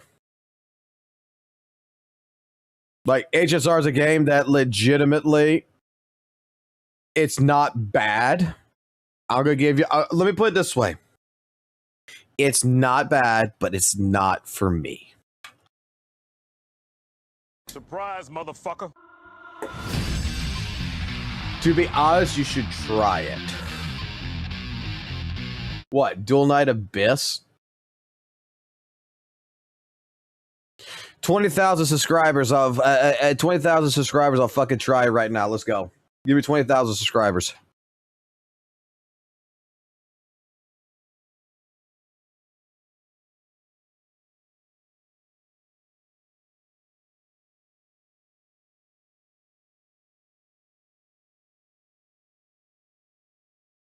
Fine, I'll make it even easier. 19 million fucking members. Let's go. Let's beat Kete and fucking goddamn fucking memberships. Let's go. I will dress up like fucking Evelyn. I will fucking go ahead and I will fucking also put on a... Let me put it like this. I will dress up like Evelyn with a monotone fucking wig. I will fucking have my pecs out like this fucking motherfucker right here in the Evelyn cosplay. I will be on the fucking web camera. And I will also wear the Hokage hat at the same time on top of fucking Kete. And I will fucking claim that I am the ruler of the fucking goddamn Hidden Leaf Village.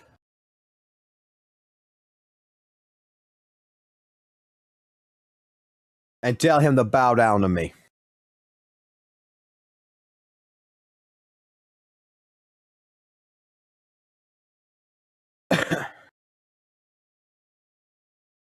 Because if you try DNA, I will try it for sure.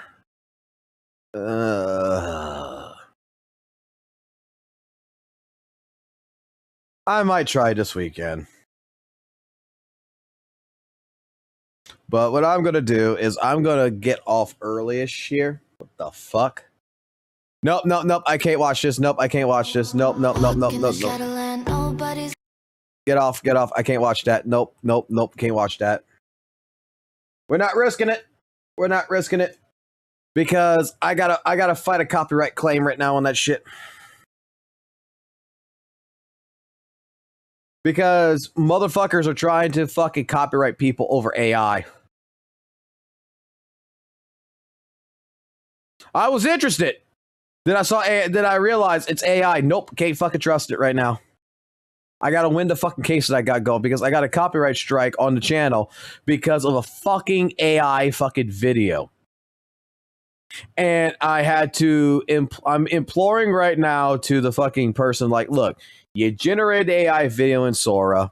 Okay. I understand. Whatever. Right? I will remove the fucking, I will remove it, remove the copyright strike. I'll remove the video. No big deal. But at the same point in time, I am right now having a conversation with YouTube. I got a fucking claim. I got another claim that's going against YouTube right now to basically have YouTube become a judge in this.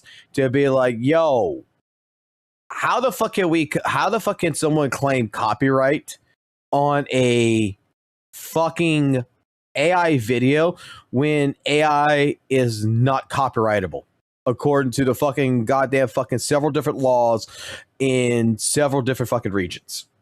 And since YouTube is based on United States law, here is and I even provide the link. Here is the Congress fucking, from Congress. Here is the actual fucking state law, the government law that states that you cannot copyright AI.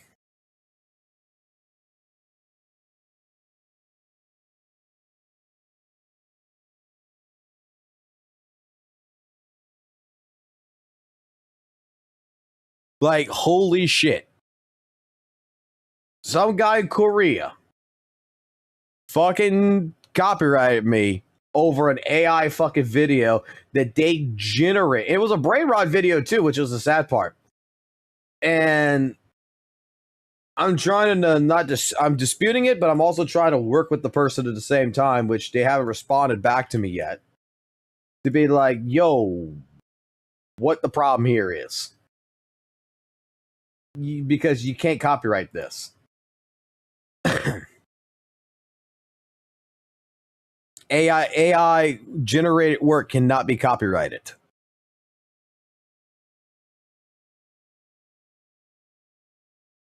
Like, I could go watch this bang bang meme, like some animation like this. Someone like this could go ahead and, send me a copyright strike because straight up that is their artwork, that is their design. They didn't AI it, hopefully. They could do that. Yeah, they're legal rights. But when it comes to watching an AI video, you can't copyright an AI fucking video. Even YouTube had changed their terms of service to that shit.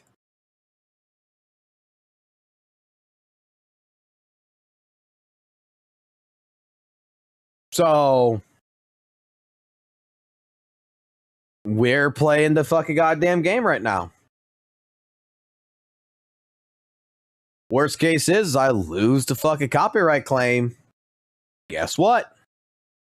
We have to wait fucking 90 days for the copyright strike to go away. But, like, it ain't gonna do shit to the channel. It's just a warning. But, like, holy shit. I mean, this is something that, like, if it loses, I'm gonna make a whole entire fucking video on it because I am straight up going to fucking fight this one.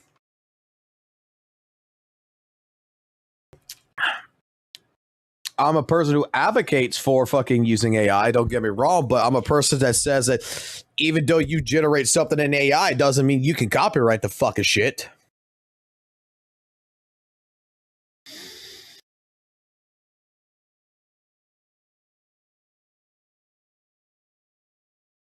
Like, there's a whole entire fucking difference in that shit.